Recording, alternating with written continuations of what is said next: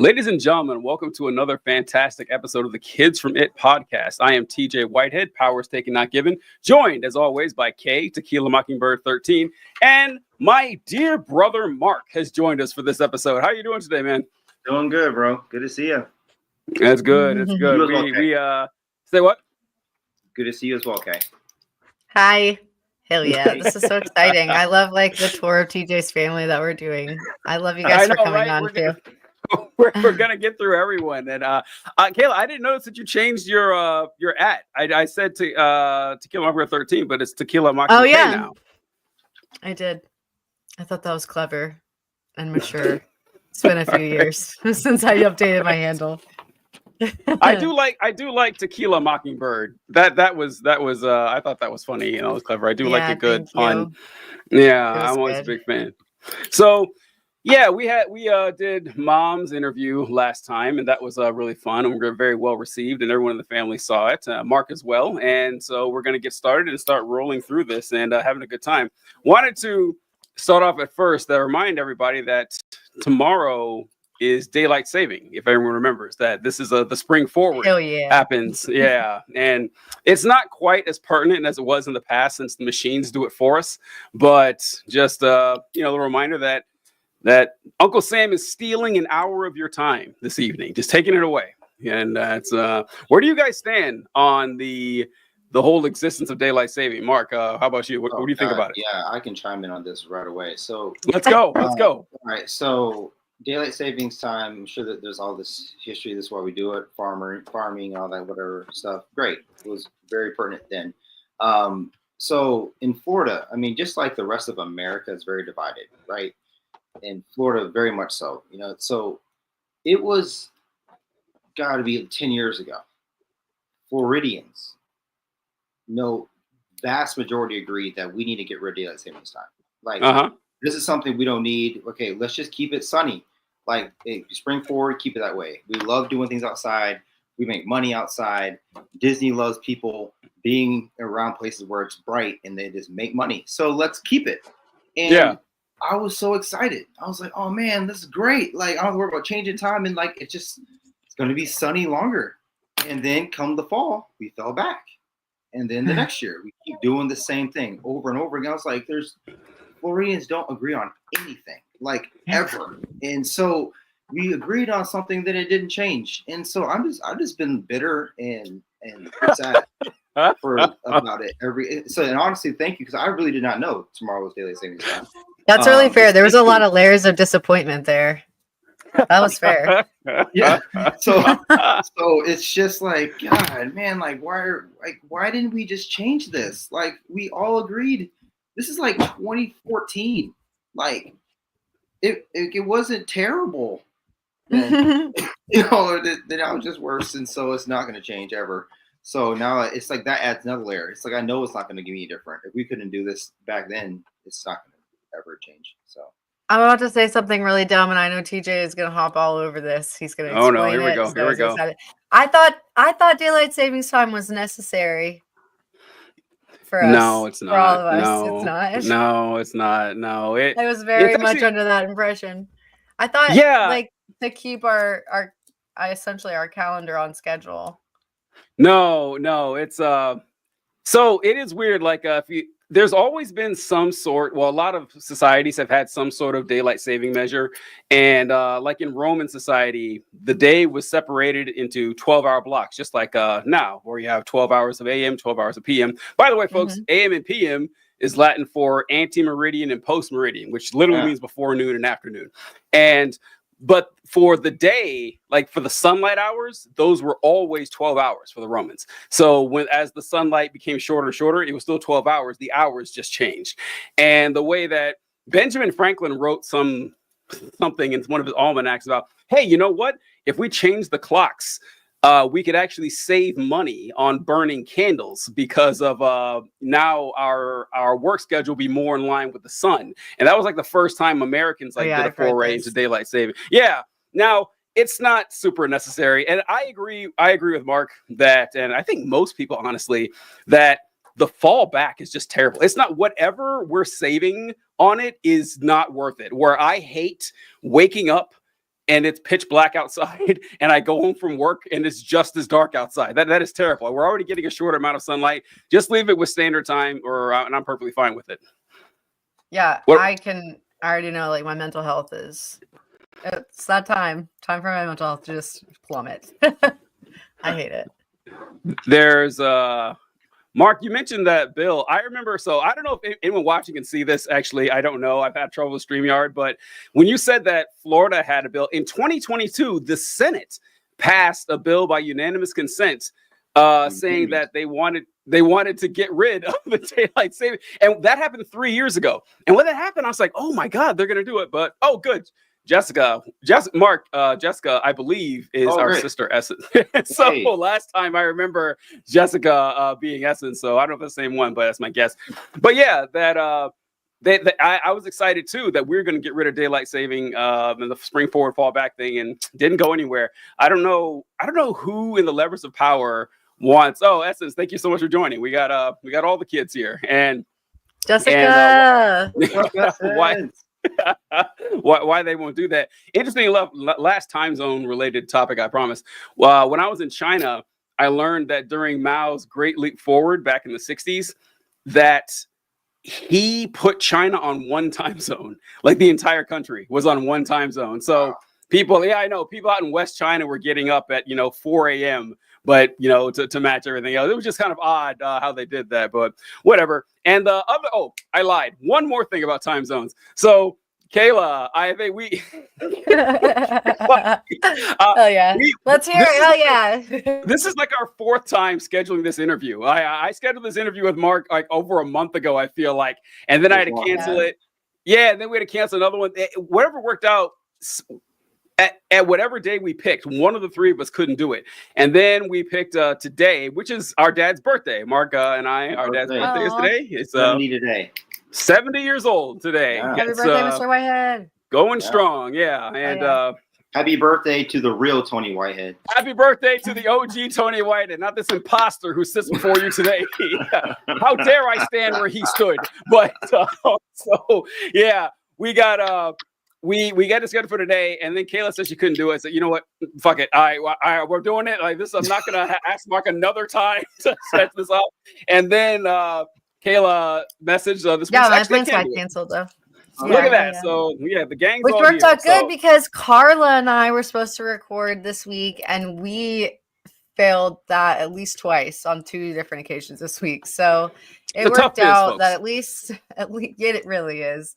At least we've got an episode, and not just an episode. We've got a great episode, an exciting episode, a family episode. I love it. So in these interviews, like what we like to do in the show is go through people's history with. We focus mainly on independent fundamental Baptist movement, but it could be any extreme version of like the Christian nationalist movement cult that has developed a lot more of the nation than I would have even guessed by this point. So this is going to be another one where I know the answer to a lot of these questions we're going to be asking Mark, but I don't know the answer to several more. So that'll be pretty fun to get into. So Kayla, I think you should start with the first question. You have the list there, do you not? I do have the list. Okay. Yeah. So whenever you're ready, we can. So, drum roll. Okay. All right. So, how did you first get involved in the independent fundamental Baptist movement? And this will be really interesting hearing your answer versus your mom's. Yes. All right. So, to get involved in it, and I feel like I was raised in it, because my first memories, I was in Germany, and our family was in Germany from when I was 10 months old till I was 6. Of course, obviously, Army brat. So I don't remember not being in church, like, because when my parents went to Rhineland Baptist Church, and when I heard the story about mom and their conversion story, when they got saved, and like, I was 3 years old. So I remember meeting one of my good friends, Ryan Pride, in Sunday school when I was 3 years old in Germany. And then we ended up moving we're in class together. And then we got stationed in Missouri, and then the Prides got stationed in Missouri. And then we like knew each other through high school, and like, we text and talk now. It's like, I've known him for 37 years. It's like crazy. That's so dope. That's sick, though. It's dope. Yeah. It's like there's no one else. I mean, like I know in Kentucky, I could call him right now. We just have a full conversation. And so definitely love that guy and his family, you know. But it's like that is and also just like a side note, like how many people that are Army brats like have people that are in their life that long, you know. It's just kind of rare, you know. So I mean, normal hometown people, they know family and grandparents, all that stuff, but like Army brats don't like that, you know. So that's pretty cool. But yeah, so I mean, I was in it. I mean, it was just like those are my initial memories going to that church and like getting Sunday school and having like vacation Bible school and like trying to spend those happy dollars or wherever we got there. Happy dollars. Oh wow, I forgot all about those. Okay, let me I want to narrow in on this question then, because and I think we've asked this before, but was there at any point that like for the first time you remember being like, this is weird? This is like not like just regular kind of church going, at least? Yeah, so and that's true because you this is the only church you go to, and I would say that, you know, race had a really big part of it for me. Mm-hmm. Talking about the first flags, and also another like kind of weird thing too was like music was weird too. Those two things. Oh my God, yeah. Just like a side, like a little one about music, and this one kind of rung in my head for years. And so I kind of like circle back to it. We left Germany, and then we went to Georgia to visit my aunties and uncles and my mom and dad's side of the family. We went to like a traditional Black church, and like the songs were different, music was different, the service took forever, and it was just like, what is going on in here? You know, like this is crazy. Oh my God, guys. Yeah, right. And so that's crazy though, because we had pretty long services. So hey, Kayla, like longer than Maranatha. My God, no, Mark is 1,000,000% right. I remember I hated going to church in the churches in Georgia because the sermons, I feel they last like 3.5, 4 hours. I mean, they just kept they were all day long. It was brutal. Yeah, and Mark, they had no air conditioning, so you had those little fans. You had to wave all the time. It seemed like none of the churches. It was hot. It was so hot. We're like, why are we wearing ties right now? We walk through like a clay. I mean, I'm not trying to like. I'm just being real. Like you roll up in this church and it's like a grass and clay parking lot, right? And you're like, I'm dressed up to walk through here. Like I'm already dirty. and then you go in and it's hot. Why did I wear this? Forever. Right, you know, you get have to take this in somewhere, Mom. Hungry, sweaty. It's just like whatever. But I remember when Doug, our cousin, I guess he was visiting us at that time, and he had never come to Missouri, I guess. So I guess I was like 8 or something like that. But I remember us being in the car. I guess he had came to our church too that time. He was like, "Man, like, what's up with y'all's music?"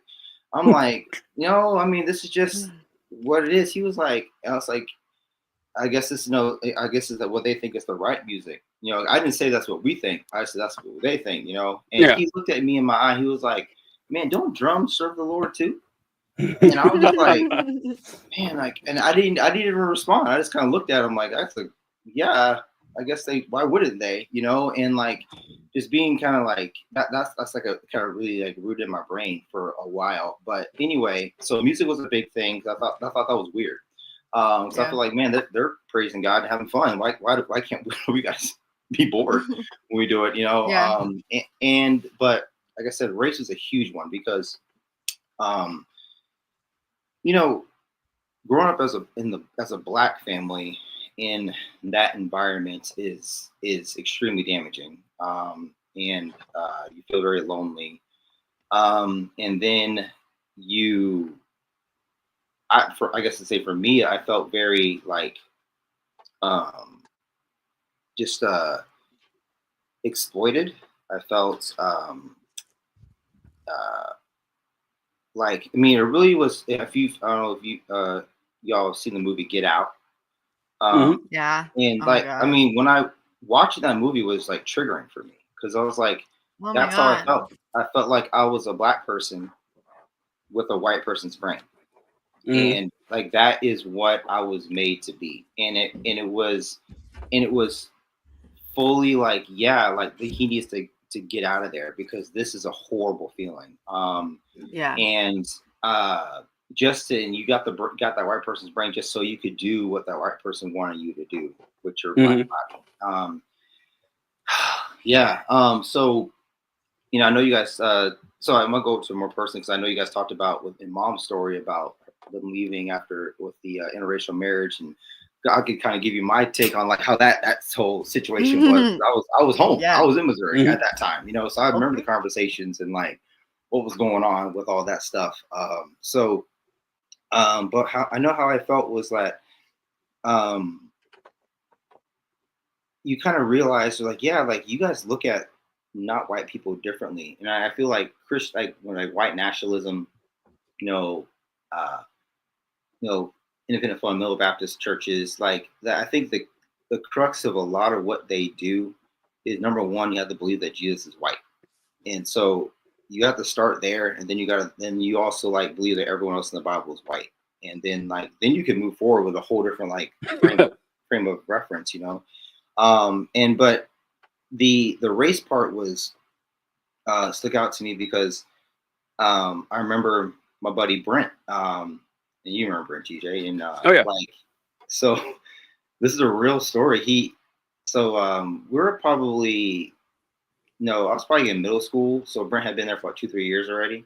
And he was like, "Yeah, Mark, I remember the first time I saw you, like you were wearing like your Chicago Bulls starter jacket and stuff and everything in church, and like I thought you were a bus kid, Oh, and I was like, what? Explain what that means to everybody, because right, I'll get there. Yeah, and so I was like, I thought you were a bus kid, but like you're not, like you're a good Christian church kid. Oh no, not Brent. Oh no. No, but he didn't say that. He didn't say the second sentence, but I'm trying to explain what he meant. He's like, yeah, but you weren't, and then like I got to know you and like, yeah, you're not. And I was like, what was appalling in that scenario was that not that he said it, which wasn't appropriate, but like it's the fact that when he said that to me, I was like, are you serious? You thought I was a bus kid? Oh, that's how I felt. I was like, you thought I was, a minority kid that was, low income and didn't know anything about the Bible and like didn't know how to act or whatever thing you could associate with like bus kid, And I was like, I can't believe you thought that, of me. And I didn't realize I thought that, until like I was probably in college. I was like, oh man, I remember like I just peeling things back, as you're kind of deconstructing things, and I was like, wow, like not only was that being said, but that's where I was at, at like 13, I was already there, and I'll give kudos and shout out to Brent because he had reached out to me like, hey, like, we talk about racial stuff. If I ever experienced anything, I'm like, well, you did ask me this question before, and since you mentioned it, I was like, this. He was like, oh man, I am so sorry for doing that. I'm like, honestly, bro, it's like it you don't need to apologize because this is how I was, when you said it, but no, it just like shout out to his and being, humble and honest, for that, which I appreciate, but so that was where I was, and I ended up growing up in that mindset, I remember being in like in high school, I'd be at that leadership camp we would go to, and people were like, man, like you're so awesome, like you're like athletic, you're black, but you like Jesus, and like so it's like you can go places I can't go, and you can like do these things, you can reach other people and go to urban areas and all this stuff, I'm just like, that sounds really weird, but like I guess I could, but I don't really know if I want to do that, but okay. I don't know if I want to do that. Yeah, and so it was just weird, and they would like, oh, you could do it here, or you could do it because you're an athlete and all this stuff, and so I that really didn't set well with me, And then I realized, like, as I was, kind of still going through high school, I'm like, man, like everything about my Black culture has been like stripped from me. Like how I would have talked, any like, current slang I would use, any music I would listen to, anything I would wear, type of jeans I'd wear, wearing a do-rag or a stocking cap or anything resembling Black culture was evil. And you just had to figure out how to live in this white world, and I was a rule following kid. And I knew how like non-rule followers were treated in our circles. I was like, nah, I don't want that, So like I was really good at following all the rules. Like I was really good at it. So I was like, oh, these white people, like, I got you. I know how to impress you. I know what to say. I can sit back, nerds. Watch this. So it's just like it wasn't something it was a problem for me, but I didn't enjoy doing it. But I just knew, like, it was a way to survive. So I kind of got that same. So yeah, I felt like empty because of how I was treated, how they wanted to use me, and that and I think maybe it was part of who I am now. But I feel like who I wanted to be even in high school is that I really want to, like, care about who people are, really, not like how they look, or just like, because I noticed this is like, like you might think, say you think like, oh, I'm an athlete, or like, oh, those people think I'm an attractive person. Like, things I say are funnier to you than if someone else that you don't think that's not cool would say the same thing. And like, doesn't make any sense. Like, why do you treat me better than this other person? And like, and thing is, I was a rule following kid, and like I stood out because I was Black, and I was a really good athlete, and I knew like the word really well. And so like I checked all these boxes, and I was like unique,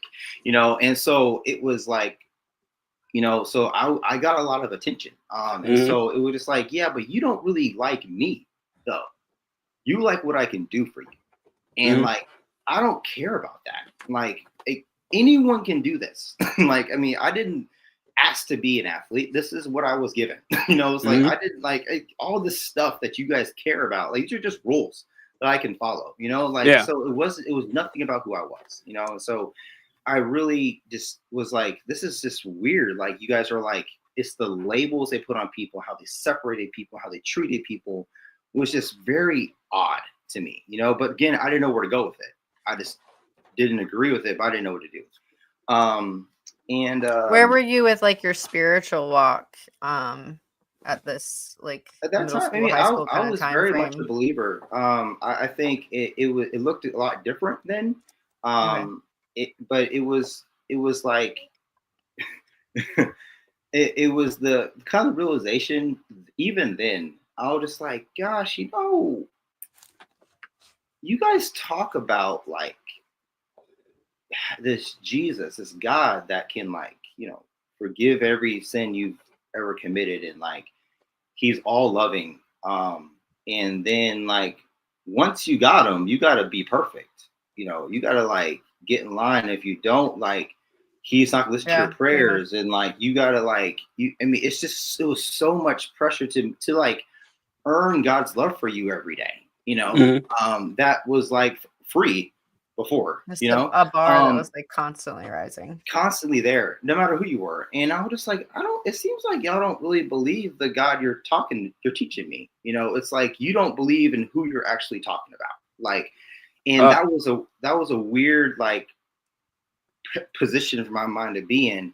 It really was just like, you think of old basketball people, oh yeah, you got to throw the ball in the paint. We're going to go high percentage shots, dunks off the block.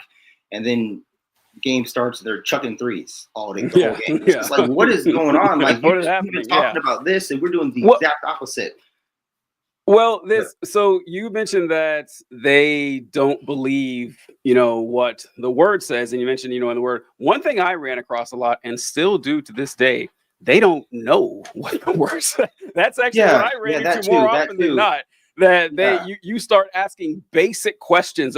I do it all the time. This is one of my favorite things to do is talk about, Christianity and religions, to start asking stuff about it. And I don't know why I'm still surprised, but I am floored at how little people know about the faith they proclaim. Like they will tell you to your face that this God is and his word is the most important thing in the universe, and they don't bother learning what it says at all. And I wanted to we got Conservative of the Ozarks saying, great show. I love these escape interviews. And yikes, this is heartbreaking. It is like some devastating stuff. I want to get to what you mentioned, Mark, about the Get Out reference. That was pretty good. But I wrote down a few things from when you started. Did you know that when you said that when you only remember going to Ryland? That's when you first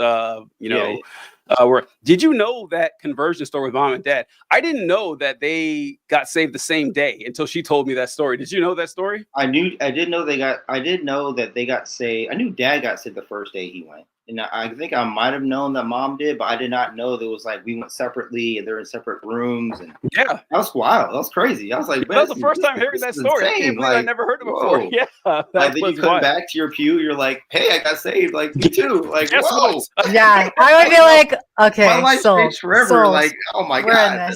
Right? Yeah, that would convince me. Honestly, like, okay, obviously this must be where we're supposed to be. Yeah, I was like, that's exciting, man. Wow. That was a cool story. And the second thing I wrote down, I think it speaks probably a lot more to like their bond than really like the church. Yeah. Oh yeah. If they were to be you know what I mean? Sure. Oh yeah. But I can see at that time being like, yeah. It is. This is kind of wild because Mark, like you mentioned that you've known Ryan for 37 years and everything. It is kind of strange thing that this isn't that long ago, but it actually was a long time ago. That how different the world is than what it was 40 years ago. Like even like just not having the internet in the palm of your hand, where if you want to see if something's true, you can just check, which just makes it even sadder that a lot of people don't bother doing that. But also a great point. So all three of us will know about this, about Army brat life.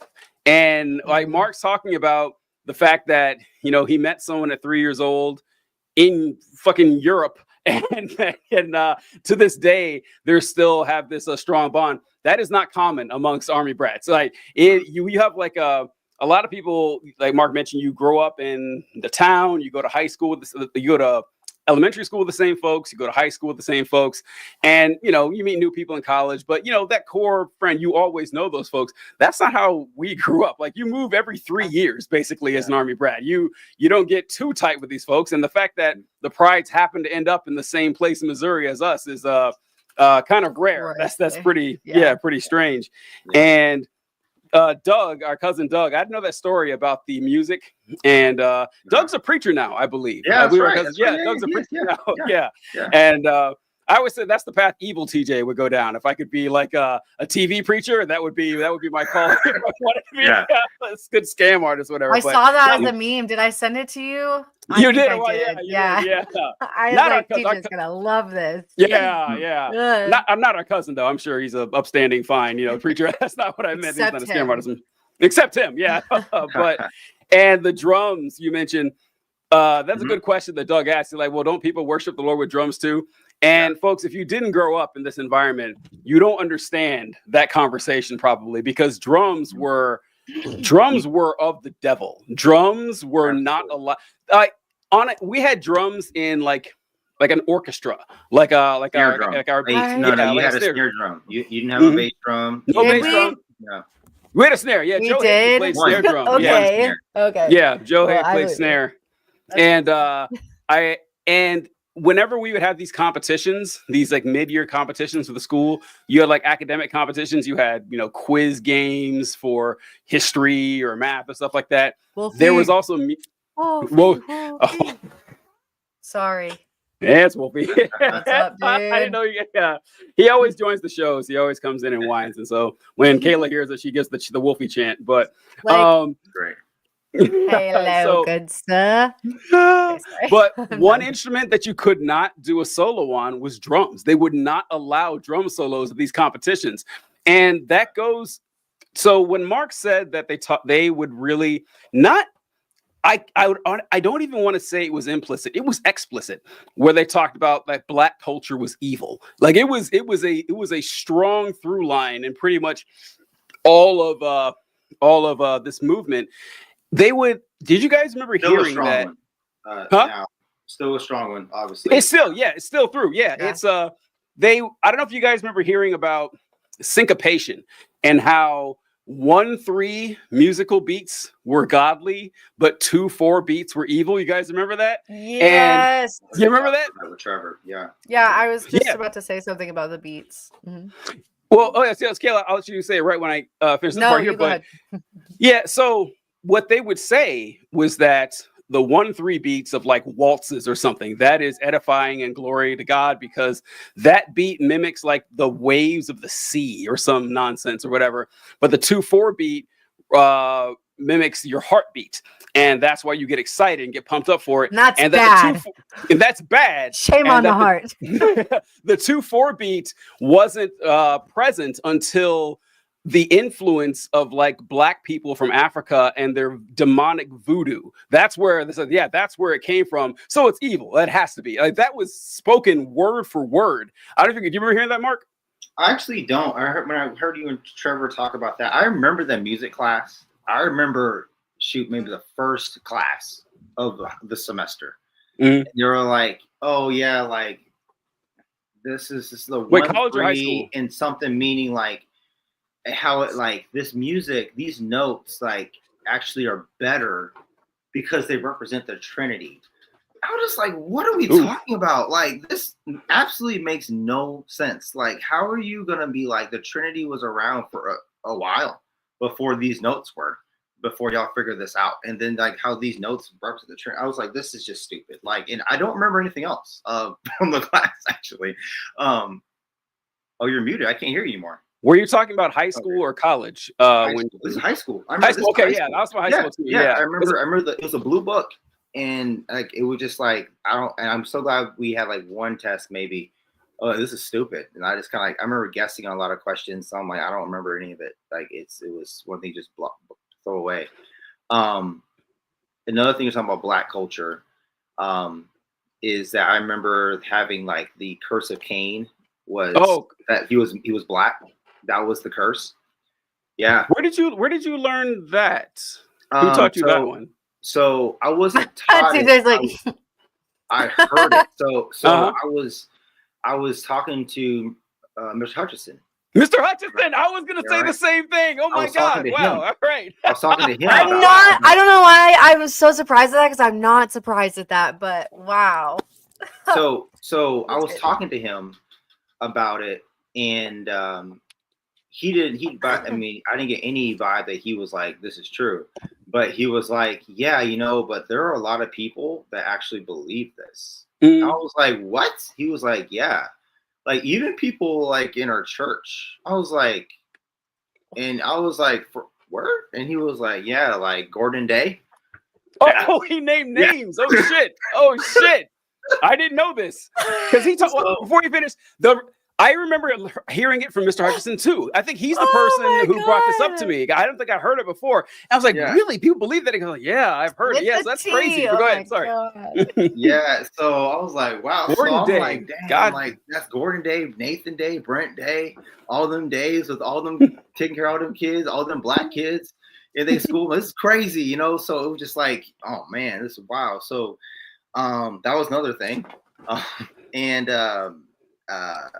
I can, because like, you had a question. You say something, I might say something else. But no, I was going to explain what the curse of Canaan was, but go ahead. Go ahead. So no, because I was going to. I have so much to say, and we've been in this 30 minutes. I have so much to say. I have a lot to say today. If people are wondering what Mark's talking about here, so there's two curses you'll hear referred to against Black people that they use in this movement in the Bible. And the first one is actually it's the same thing. It's the curse of Ham is what it the curse of Cain. That's the different one. Curse of Cain. So it says that when Cain killed Abel, the Bible mentions that God placed a mark upon Cain, the mark of Cain. I'm sure you guys have heard of it. And then he cursed them and sent him out to the land of Nod, where he found a wife and got married. Weird story. But that a lot of people said that, well, the curse of Cain, God made him black, and that black people are the descendants of the first murderer. Now, interesting that the Bible never says this at all. No, it's not there. It's just that, well, I'm sure black people are to blame with this somehow is what it came to. And then the other one was the curse of Ham. Do you remember hearing that one? Absolutely. And the curse, yeah. So the curse of Ham, for those who are wondering, is from the story of Noah. And in the story of Noah, after Noah's ark lands, he sends out the doves and the ravens and everything before he lands. And then he and his sons repopulate the earth. And there's a chapter in the Bible. This one doesn't make the children's stories, but Noah gets drunk and passes out naked. And one of his sons, he had 3 sons, Shem, Ham, and Japheth. And his son Ham walks in and sees his nakedness. He comes back to his brothers and is laughing and joking about their dad being naked. And Shem and Japheth didn't take too kindly to this. And so they take a blanket and they walk backwards and cover their father's naked body. And when Noah wakes up, he's mad at his son Ham, like he did anything wrong. Like, you're the one who got drunk and passed out, naked in front of your family and everything. So Noah puts a curse on Ham's son, Canaan. And he says, "Cursed be Canaan, a servant of servants shall he be, and he shall serve, everyone else in the family." And so, according to biblical tradition or whatever, Africa is the people of Africa are descended from Noah's son Ham. And so they said, well, listen, you saw Noah put a curse on Ham's son Canaan that he is to be a servant, he's to be subjugated to everyone else. So clearly that's black people. That justifies slavery and everything. And what's interesting about the curse of Ham is that it's not a curse of Ham. It's a curse on Canaan. And like what It's a good point. I never thought of that, but yeah. Right. So what it actually is, I mean, like from my reading of it, is that the curse is on Canaan, and Canaan is clearly meant to represent the Canaanite people who were genocided, throughout the entire Old Testament, and that's like their de facto justification, or ad hoc. That's an ad hoc, wrong Latin term. Their ad hoc justification for occupying that land, but somehow, modern European culture used it as a way to attack black people once again. So yeah, I just want to reference that. That's what Mark was talking about. But yeah, go ahead, Mark. Sure. So more about being black TJ. in independent fundamental Baptist world. So and what was, I can just be like, this is just a personal thing. What was hardest for me was that I realized that when I left, because I'm going to Maranatha, then going to Clearwater, and still being like Clear Christian College, kind of same like environment. And then I went to St. Louis University in grad school, and I'm like kind of like really like figuring out where I'm gonna be, like what I'm like spiritually at that point. And I remember just walking around realizing I'm like, man, like I'm not really comfortable around black people. Mm-hmm. Like I'm like I had known I knew how white people looked at white people, how they treated white people, because like I was like indoctrinated to be white, and I had this like real embarrassing time in my life. I was just like, wow, like I feel intimidated around white people.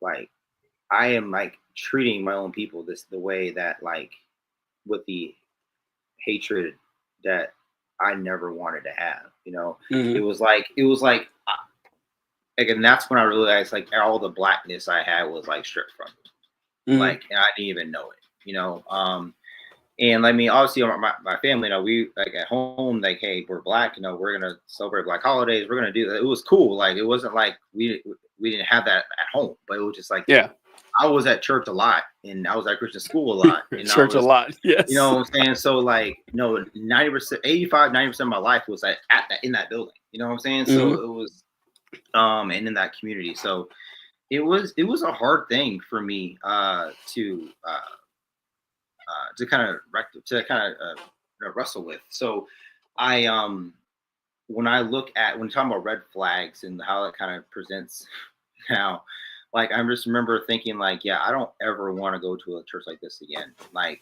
because I can't even like look at this 60-year-old white guy with his comb over and not think you're a racist.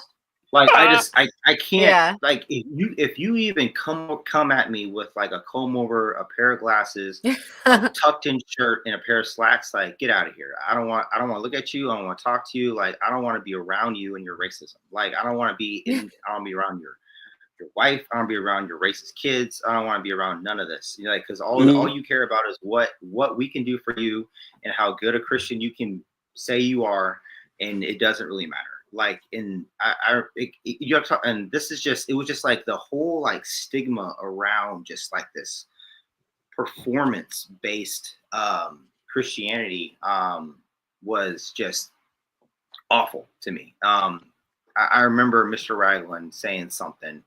Our favorite person on the show. Yeah, let's go. Oh my God. Fuck that guy. All right, let's go. Right, exactly. Yeah. So I remember he came in because he came into study hall one day, came down, opened the doors, took a step or two on those brick steps. Oh, adjusted his belly and pants, you know, and was like, you know what, guys? How I was reading something and it said that how clean your room is a good representation of how close you are to God. I'm just like, shut up. I'm pretty sure the Bible doesn't say that. And I'm just like, I'm pretty sure that's not correct. And there's nothing that we've learned. Or like I'm like a junior, maybe I was like a freshman, sophomore, and I'm pretty sure there's nothing I've learned in the past 15 years that coincides with what you just said. And he was just like, it was just like he read something, some guy that he was worshiping, you know, that said you being organized and being good at, you know, checking the boxes made you a better Christian, you know. And I remember like not just that kind of nonsense, but like Matt would ask him questions and he would just like not have a good answer, or I remember Matt challenged him on a question. And I think that this is right. This is why no one got the Myron Weber Award, because you're TJ. Wait, what? So the Myron Weber Award, remember? You were like, no one got it. Yeah, no one got it that year. So one, Lisa wasn't going to get it, right? And so Lisa wasn't going to get it. I don't know. So that was a problem. That was a problem, right? I was like, how is my daughter not going to get it? Because the next thing was like, hey, if you can't raise your kids right, you don't deserve to be a pastor. That was a problem, right? And so so she wasn't gonna get it, and then Noah wasn't gonna get Noah wasn't your ear. So it was you. Yeah, Noah was our ear. Yeah, Noah definitely wasn't gonna get right? it. Yeah. So then it was you and Matt. And so Matt had he had asked him something because he like Mr. Ryan had quoted some proverb to him, and Matt was like, actually, that's not what that means. I know what it was. I remember. It was Mr. Ragland said that where like there's safety in numbers or something, counsel in numbers or something, and he fucked up the verse somehow. And Matt said, well, actually it says this. I remember that. I was in the van when that happened. Mr. Ragland did not like that because he argued with Matt. Matt was right. Like Matt was right about the verse. Yeah. And then I'm trying to think about you. What happened with you? I don't remember what happened with you that year. I don't know. Huh? I remember, but I do remember you talking about Trevor.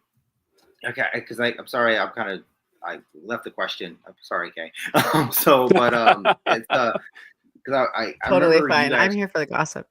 I'm here. I remember you talking to Trevor about the Bible study you were doing.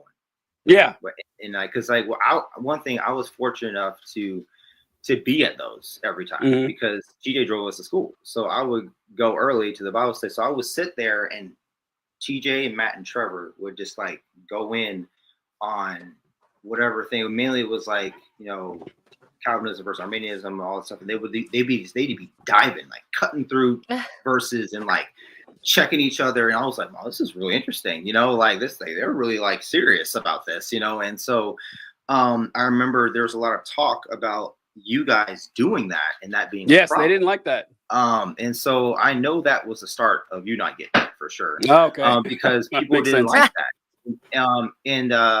It was like they were like, yeah, they would tell us to study to show ourselves approved, but like y'all didn't want people to study, right? Yeah, like, I was gonna say like, and like it was a problem. And I thought that was crazy. I'm like, they really didn't like that. And so you kind of had this different view of Christianity. So but I do think it stemmed from Lisa not being able to get it. I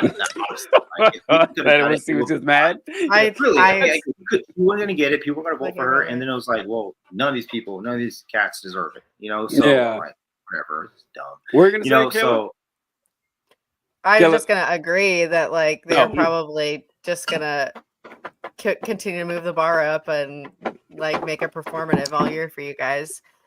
They never said why no one was getting it. I just remember one day he walked in and said, "Hey, just so you know, no one's getting my rubber award." And he walked out. We're like, "What? Okay, all right." And didn't bother explaining it.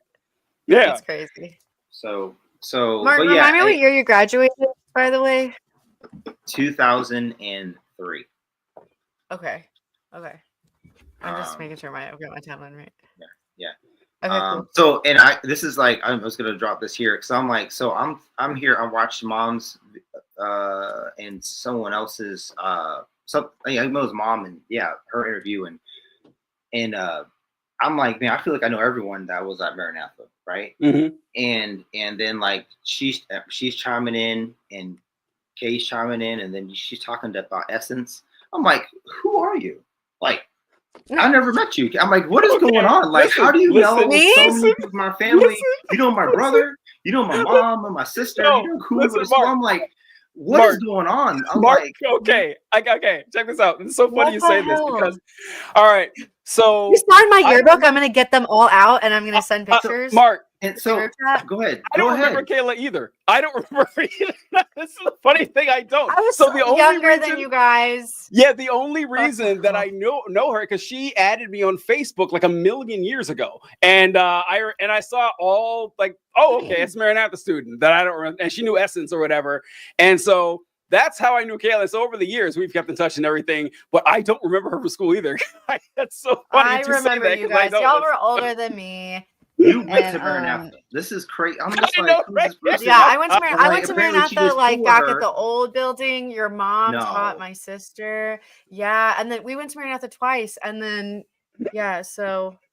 And I was listen, in age to Essence, but this is how freaked out I was because I was like, okay, Kay's cool with TJ, and I thought I was like, okay, she's good with the show, she's good with podcasting, great, I support that, awesome, wonderful. And I'm just like, she knows way too much, and I was like, who, like, what is going on with this? And then I'm like, and then TJ's like, yeah, Kayla, I remember you. I'm like, how do you remember her? And then I'm like, only Kayla that I remember was David and Kayla. Remember we would take them to school.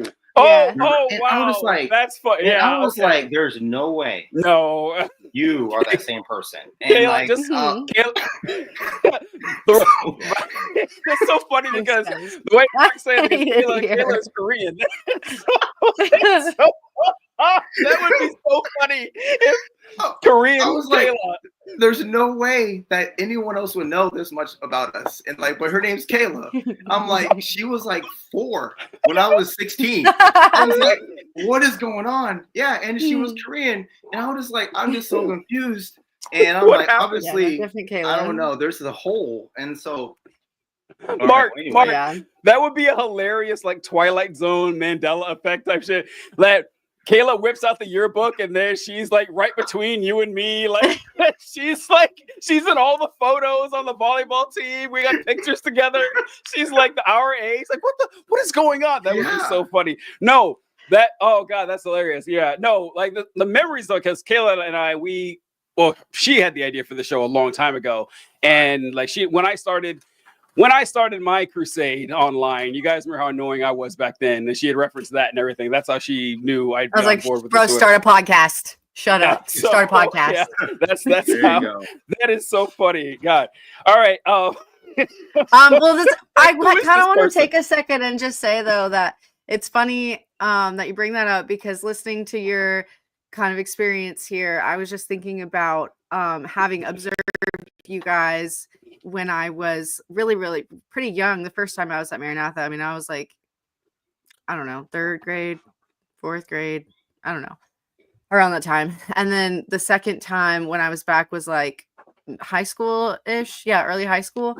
And I don't know, the progression of the experience, old building to new building, number of like, you know, African American people we had in the congregation, number of African American kids we had in the school was a big thing. Like, I feel like the school kids had a really brutal experience too. I mean, I don't want to speak for anybody, but it's just, if it's got my mind turning. So thanks for coming on the show. Yeah, those experiences are rough. That I thought of a couple. When I was, this wasn't at our school, but this was when I was in college. I had a roommate named John Coots, and John invited me to his home church in Utica, Wisconsin. It was like, I don't know, 45 minutes away from the campus where we stayed. And they had a visiting pastor, like a special guest speaker, this really old guy from Detroit, I think. And the sermon was going on, and I'm sitting there, and this guy, he seemed like he was like 70 years old or something. And he says, I grew up and I was in Michigan, and I remember going to Detroit and preaching there. And this was back during the Motown era, like when the Temptations were first becoming big. And he said, and I remember we had a gospel group that came and performed in our church, and they were Black, just like that young man right there. And he pointed at me like in the crowd, everyone. And Stop it. that You're lying. Swear on a stack of Bibles. That's what happened. And after it was over, Coots is like, TJ, I'm so sorry about that, man. He goes, I'm so sorry. But that kind of stuff happened a lot. Like that kind of stuff that you wouldn't categorize like normally as like overtly racist or malicious, but definitely rude, happened all the time. Like you mentioned Matt. I was thinking a different Matt.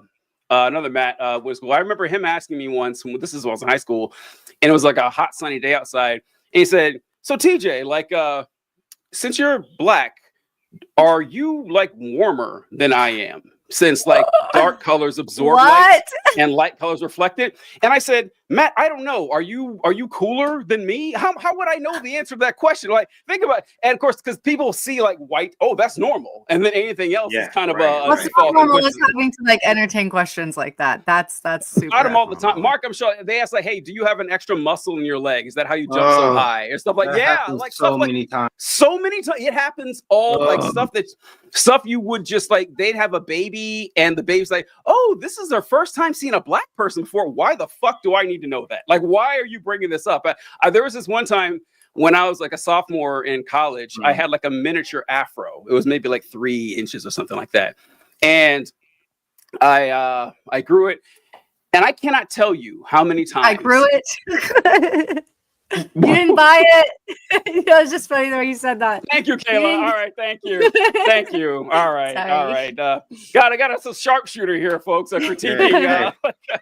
So, I did not rent this afro. No, I grew it my own self.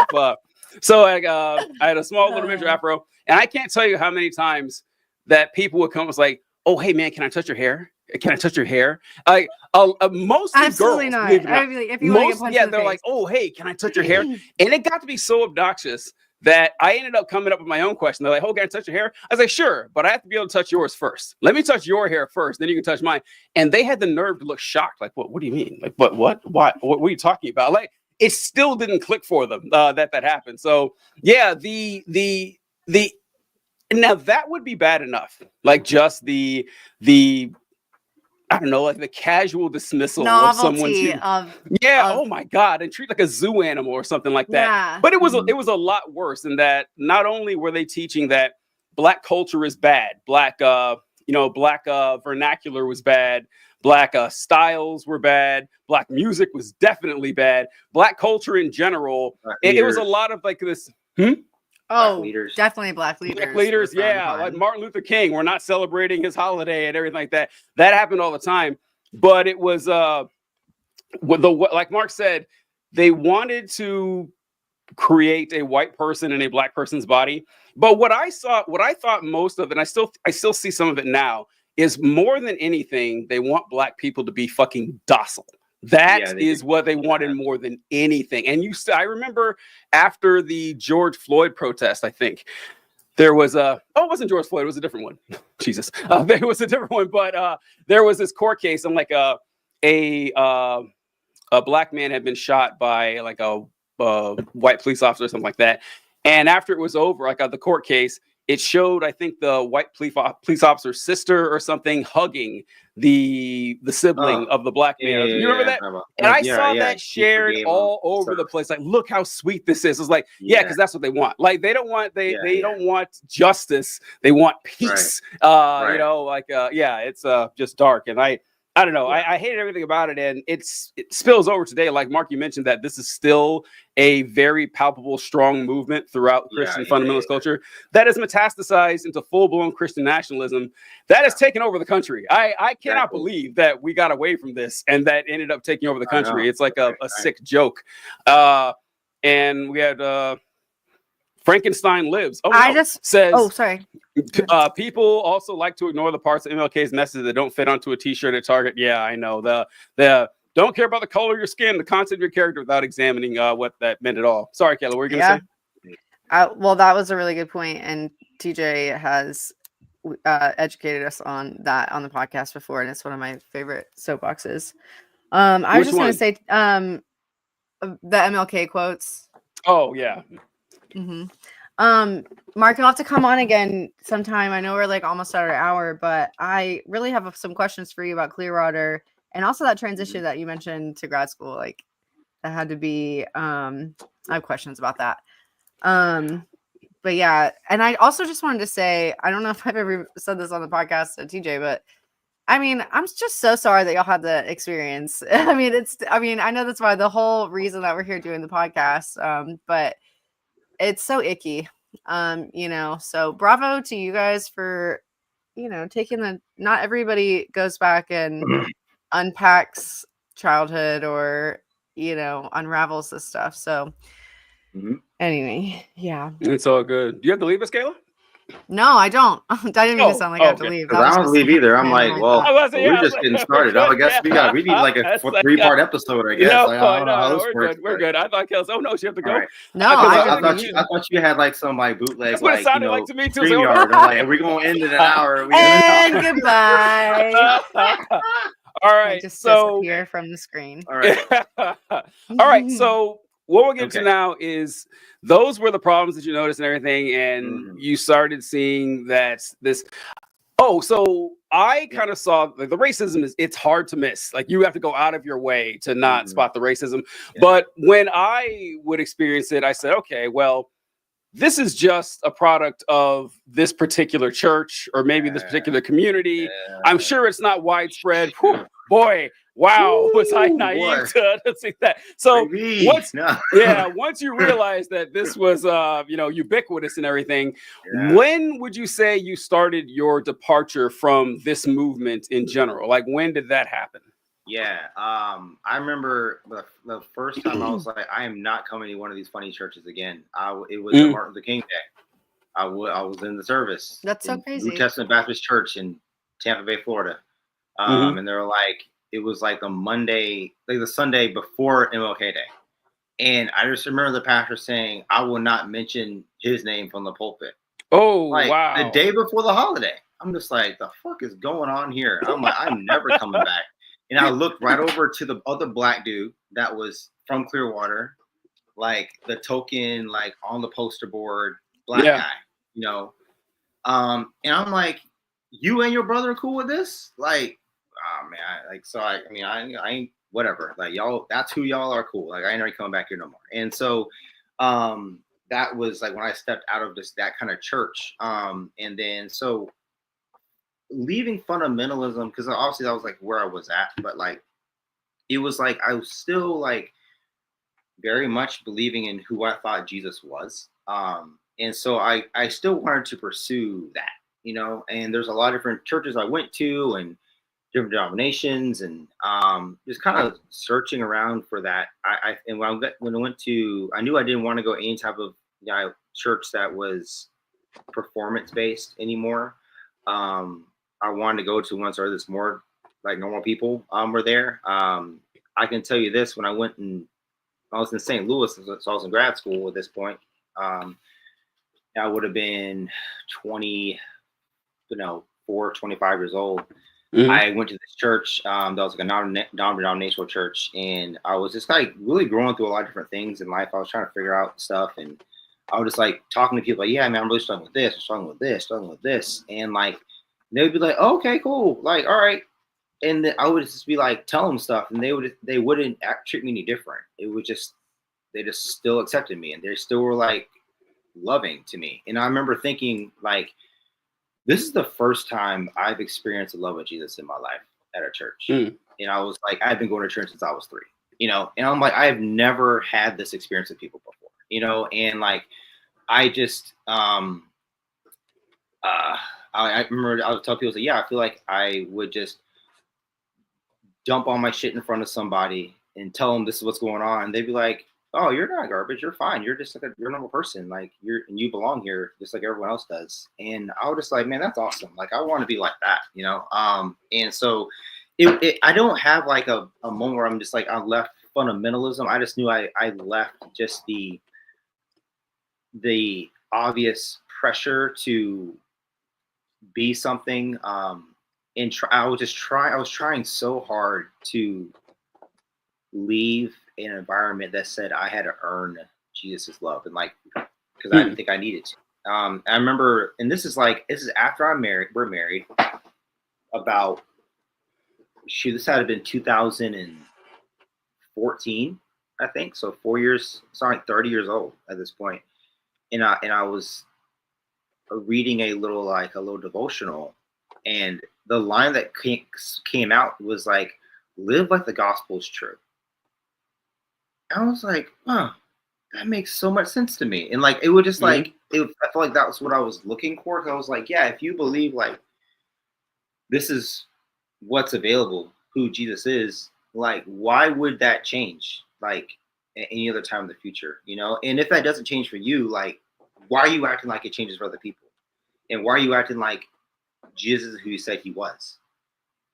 And I'm like, that's it. Like, that's the thing I want, oh shoot, I just lost my train of thought. I wanted to say something. I hope I remember it. Anyway, because it was something I really wanted to say. One thing I had written down. Yeah, I just was like feverishly trying to find this. And then like, so I was still in like non-denominational church world. The race thing kind of tied into it too, because like, yeah, there's a whole lot of white people here, and y'all don't care about any other races. So like, we actually helped, me and April started a church plant, and helped start a church plant in 2014. It's supposed to be like a non-denominational church, and it ended up not being that, and we reduced out. Like, this is stupid. Like, what kind of church did it end up being? It was a Presbyterian church. I don't know if you all ever been to a Presbyterian church. Wow, that's very different than non-denominational. Right. That is like the most.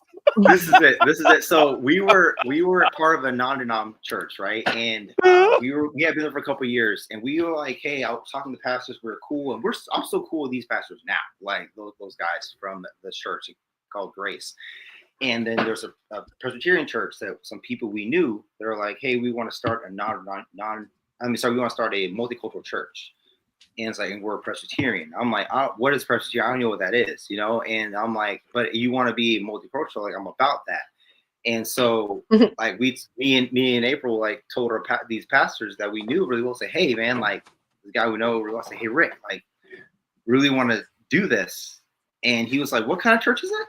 I was like, Presbyterian. He was like, yo. He was like, man. He's like, I don't think that's gonna work. He's like, I think that's awesome, but like, I really feel like that's with a Presbyterian, it ain't gonna work, man. I'm like, well, we want to do it, and as we left this church, and then we went to this non-dom, and so I went to the Presbyterian one, and it didn't work out. And then we're like years later, I'm like, hey, Rick, it didn't work out. You're right. And he was like, yeah, I didn't think it would, So, and then like around that time, of course, racial stuff started stirring up a lot more here. And then Trump was elected, and then church was like, this is fucked up. Like, this is crazy. And so I think around 16 to 2020 was and then kind of leading, and then leading up into, the last couple of years has been a real, like, that was like my real kind of straight up deconstruction time. And what does that mean to me? And I can tell you, like I said, and this is like where I kind of get into like the deep part of what I want to say. Mm-hmm. If you have time, Kayla. Oh, absolutely. I do. I'm on the edge of my seat right now. So it was like, okay, whatever these people are, that ain't it. I don't want to be I don't want part of that at all. There was a good, I would say, even now, it's probably a good 6-7 years from then. I was like, I don't, when people say, what do you believe? What's your religious stance? Like, I didn't want to say Christian, like, ever. Mm-hmm. Like, I remember telling April, it's like, you know what? I really don't want to be called Christian anymore. Mm-hmm. And she was like, what are you talking about? I was like, I don't say I don't want to be a Christian. I'm Christian. I'm saying I don't want to be called that at all anymore. Because I just, all I could associate it with was evangelicalism, which is separate. I feel that way too. Yeah, like that's an entire concept I've struggled with. I just don't even like group me into. I don't want to talk like that. I don't want to be like that. And then also, I was like, I was telling a good friend of mine about this yesterday. I was like, prayer was weird for me. It was really odd. It's like just the whole concept of it. I was just like, okay, so,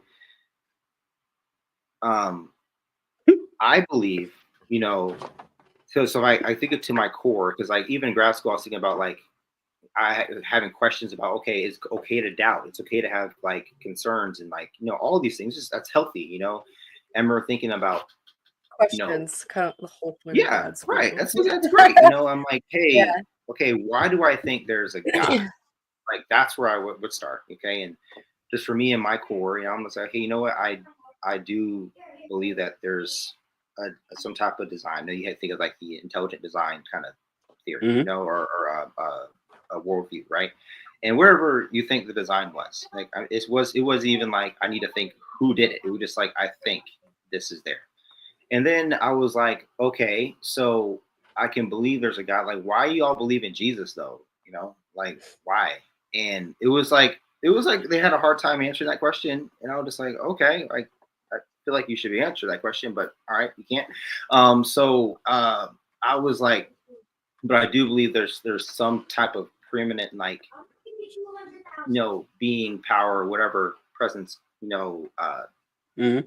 over us, right? And so, and I'll kind of circle back to that in a second, but that's what I want to talk about, prayer, right? So like when I had a really hard time thinking about like what is prayer to me, I'm like, so whatever this being is, that's like, in Christianity, it's like God created the world and he's the one that, constantly sustains it.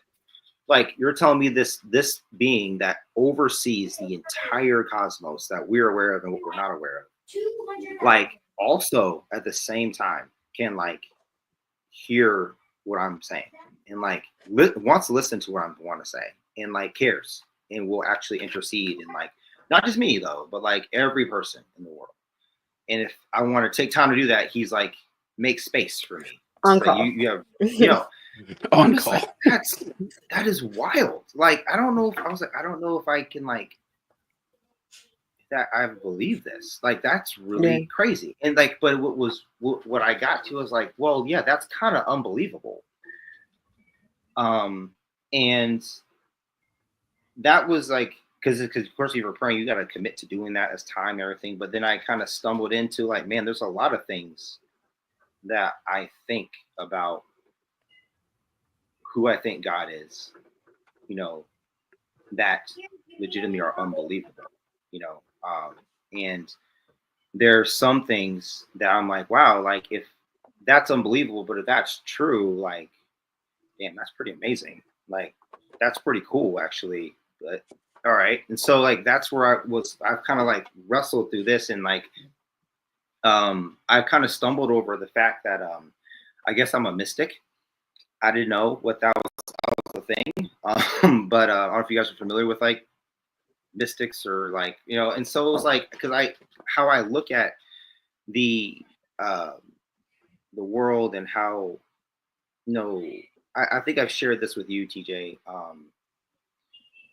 One thing that helped me over the past few years about not just like having this desire to know a God, but actually like believe something was, so of course the creation story itself talks about God making people in his image. All right. And now I'll just kind of leave it there because I'm not trying to talk about this is creation days or young earth, which I think is the crazy argument anyway.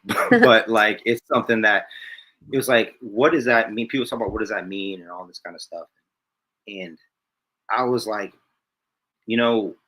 there's so many things in like our life that happen to us or that we get introduced to or just see. And there's something that like, it's kind of like when you get exposed to like someone loving you for real for the first time, or like you see someone like do a loving thing. You're like, I don't know what that is, but that is awesome. Like, I want that to be part of my life. I want that for me. And I want to give that to other people, that thing, or it's like when you hear like beautiful music, you don't even like have to know what that music was. You just are like, whatever I just got introduced to, I need more of that. And so it's like, I feel like there's these things in life that are just like tied to something else, outside of us, that's like, and I remember one guy, he gave a sermon. He was like, yeah, God like has a space for like, there's a space in each of us for him, but it's just if we want him or not, or that's kind of what the gist of his message was. I'm like, it's kind of crazy that someone could create you, that you believe he created you, and this whole world, but he's like, yeah, I want you to choose if you're gonna let me in here or not, which is like, that's kind of wild, so but I'm like, also it's kind of like, that's kind of wild, but if that's true, that's pretty crazy, but the there's different things that would happen, like I said, like experiencing love, experiencing kindness, like real gratitude, all those type of things that you're like, hey, there's a piece of that that's like, where did this come from? But you can identify what it is instantaneously, and for some reason you just can't. I feel that's part of God in creation or in this world. Okay, I feel like that's what we can recognize what that image is. It's just like, you think you heard the verse like, yeah, my sheep hear my voice, like the shit, like, it's like, like if you were like just a sheep randomly popped out of nowhere and you heard someone's voice and you're like, that's something that's real. I need this, One thing I thought about too, is in the kind of mystic thing is like, I thought about if God was real. I'm like, I think about hope. I don't know what you think about this. I don't think I've talked to you about this specifically, but I'm like, hope it by itself is a big part of why I believe that God is real, that there is a God, because I feel like this world that we live in, like throughout all history, is like, it legitimately is based on survival of the fittest, like period. It's like no matter where you are, who you are, it's like if you're stronger, you're gonna live longer, you're not sick, whatever, animals eat each other, like it's survival of the fittest. Like that is the basis of our existence. But if that's the basis of our existence, like why is hope real? Like why is it alive? Like where did it come from? In this, because I feel like there's enough realism in the world that's like, well, that ain't gonna happen, bro. Like this is life. And like, why do we have hope? Why are there people like actually doing things to go against the natural course of our life? Like I think even like I say it like, I think what you're doing, like this podcast itself, like why are you doing something that's like, man, like you went through this shitty experience, like you have this horrible like background, and like this is my experience, and like, man, I grew up in the church, and like I'm an agnostic atheist right now, and like, man, I want you to feel safe to come out and be who you are, like, and it's okay to do it. And you're not the only person that went through that. That's a safe place to go. That is like an encouraging, like, wonderful place to have. You know, like, why do we have this? Like, it's like there's so much. Like, there's the desire to not just to hope for yourself, but to have hope and give other people hope at the same time. You know, it's like that is outside of what our world is. And so it's like, I feel like, I guess, and like for me, I was thinking, like, doesn't that just make sense to everybody? Like, I feel like that, and apparently that makes me a mystic. That's how I feel too. And it's like, it is within us, among us, like all these, like, if you think about all these broader Christian concepts, or think about these Christian concepts, but like think about them broadly, you know, without all this, like, whatever we put onto it. But yeah, I agree. And it should be kind of simple and private and personal, I think, too. Right. I agree. And and that's what's great. It's like, so if all this stuff is outside of us that we can't even see, right? We can't even like put our fingers on or grasp what love. You can't hold love. Like, it's just you know it's there when it's there, right? And it's like, where does this come from? And like, who made this? You know, but I want it and I can have it. Like, you know. And I'm like, man, like, so, okay, all right. So this is my experience, okay? And then I think about, you know, what I lost my train of thought again. I had something I want to say to you about Kayla. You had just mentioned. Oh, okay, here it is. I'm gonna come back to my other what I was just saying, but before I forget. One thing I thought about this, I remember you were talking to Mom about something, TJ, on and when she was on here, about, like, you know what's super frustrating about like Christianity right now is that it could be so much better. It really could. So much potential here. And the church I have me going to now, like the pastor, he's a really cool guy, like legitimately cool person. And he says something that really got stuck out to me. He was just like, yeah, you know, like, what's crazy is that Christianity has done some really, like, screwed up, you could say just fucked up stuff. Like, we could just aim stuff. Let's just talk about Trumping office. That's one. Let's just start current. So before you don't need right now. So like we know, like, Christians got him in there, right? So there's so many things are just not questionable, just like awful, grotesque, and you know, all of it.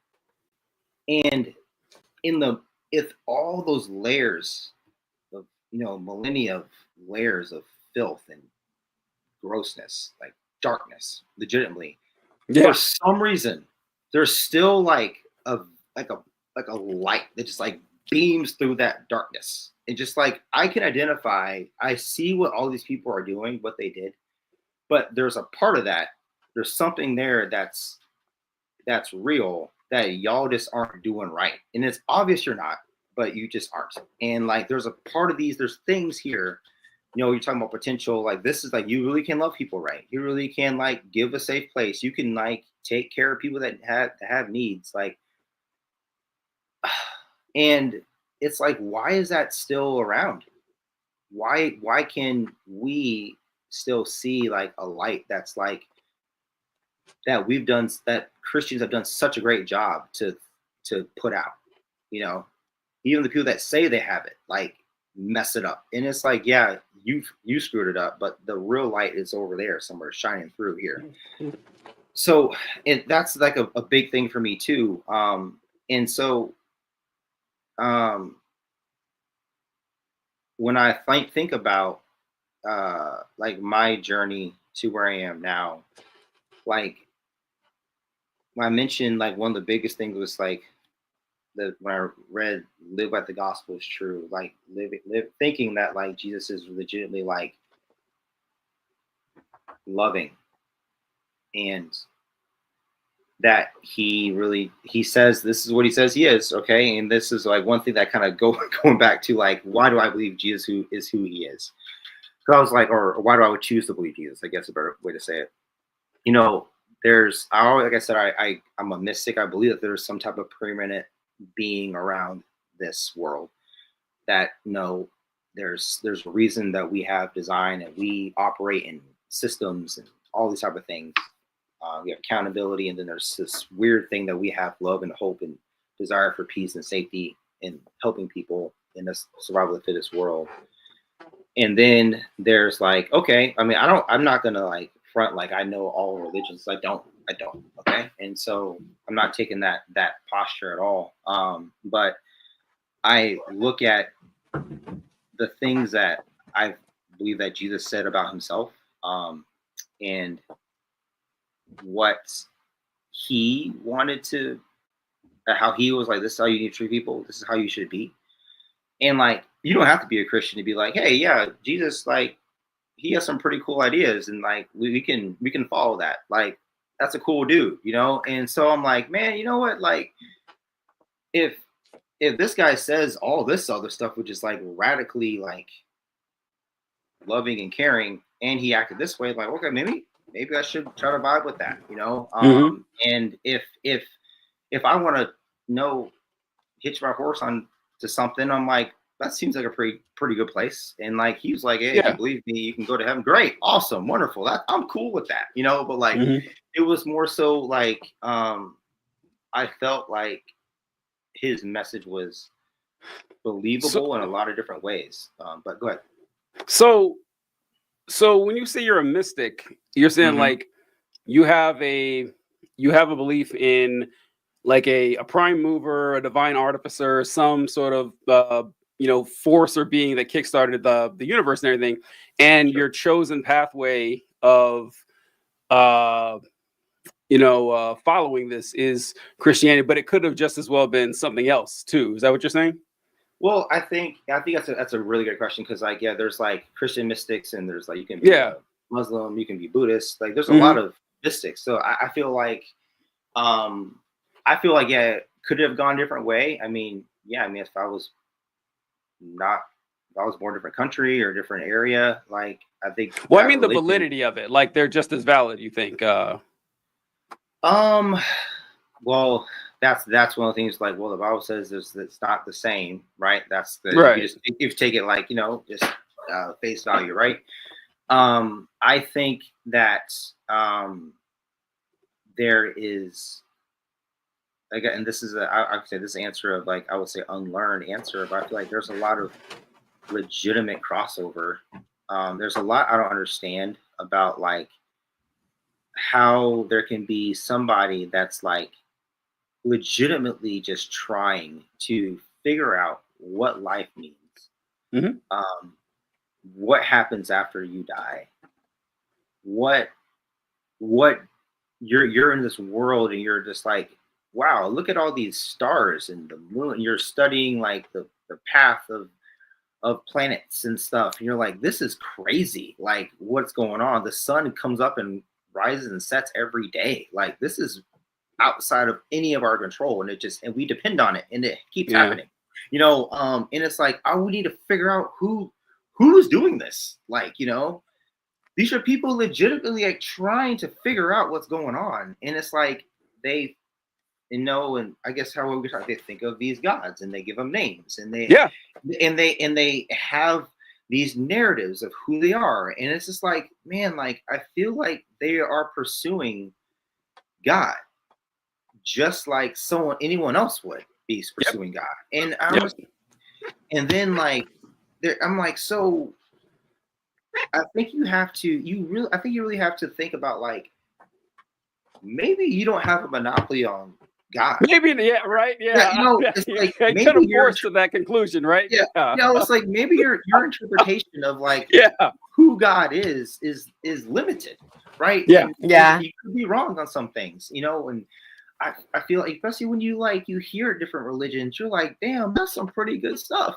Like, like I can vibe with how you're living or what your view on that. Maybe not everything, but a lot of what you're saying is like, that's awesome. Like, we can get along with this, and the world needs more of what you have, and I feel like, and that's what like one of those verses, like I was like, I can't think of the verse, but pretty much it says like, if you seek after God, he's gonna like find you. Like, if you it's like, he's gonna find you. You know, it's like you can. Oh, I wish I like. So when people would bring this up, because like this is a question that we all run into, where you're like, okay, most societies, like pretty much all of them through human history, have done the look at the trees argument. They're like, okay, why is there something rather than nothing? Like, what keeps the sky from falling on my head? Like, where do I go when I die? Who am I? Why am I here? Everyone has these questions, right? And most societies, you know, it make like the belief of that a being created this, like you would create something else, is kind of intuitive. It makes sense. So people come like, okay, well, there must be a God that creates the rain. There's a God that causes earthquakes. There's a God that, you know, makes the crops grow. It makes sense that why people came to this conclusion.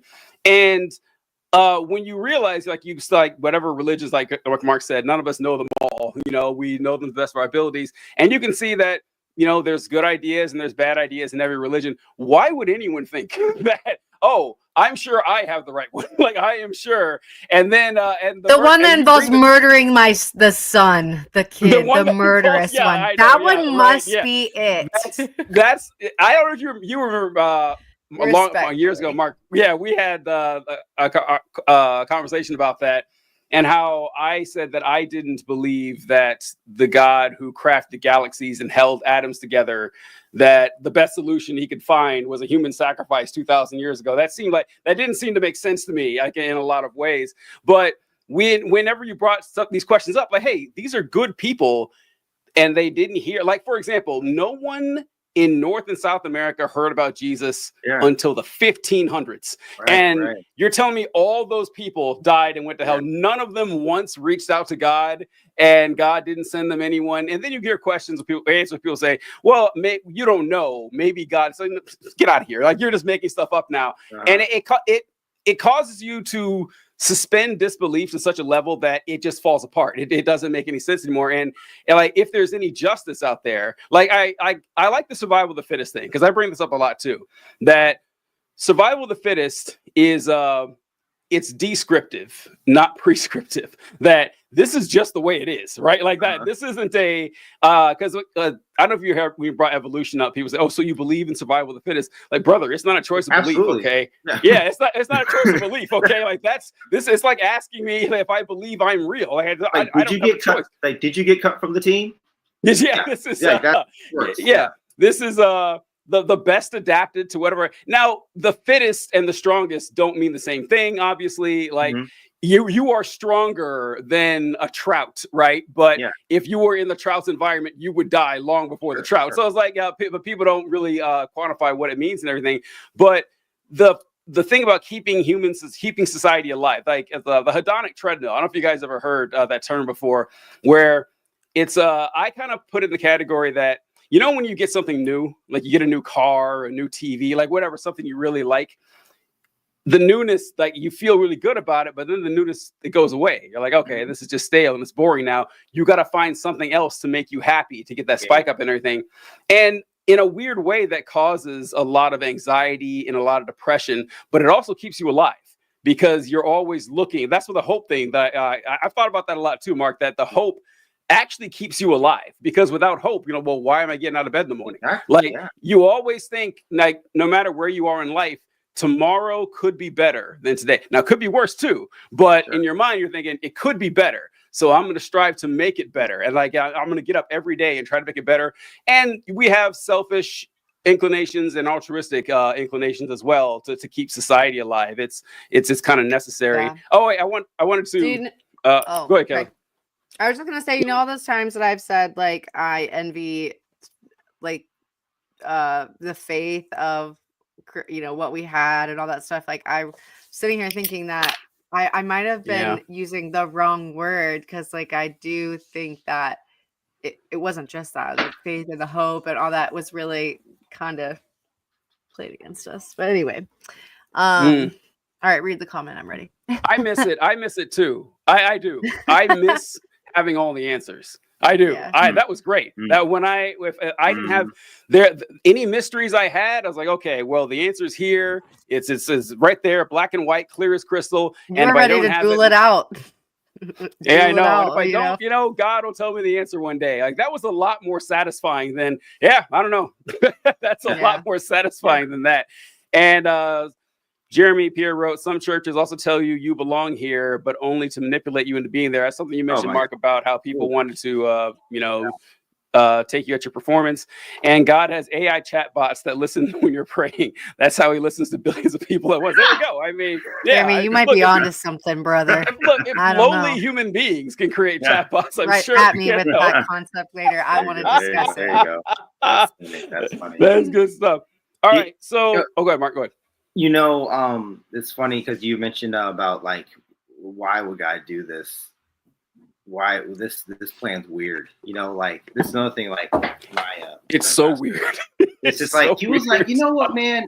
He's not just said personally. He says like during the sermons, whatever. He's like, listen, guys. Like, I'm a pretty creative guy. And he is, and he's like, and like I've done a lot of things. Like I have a plan for the day, and like I do this, I do that, and like, you have these budgets for these companies that I'm working in, and all this stuff. And it's just like, if I were like, the all-powerful creator of the universe, like, and had everything in this, like, at my fingertips, like. I don't know if I'll just be real. Like I sending like a baby to like a single mom, to in ancient Middle East, where she could have just died.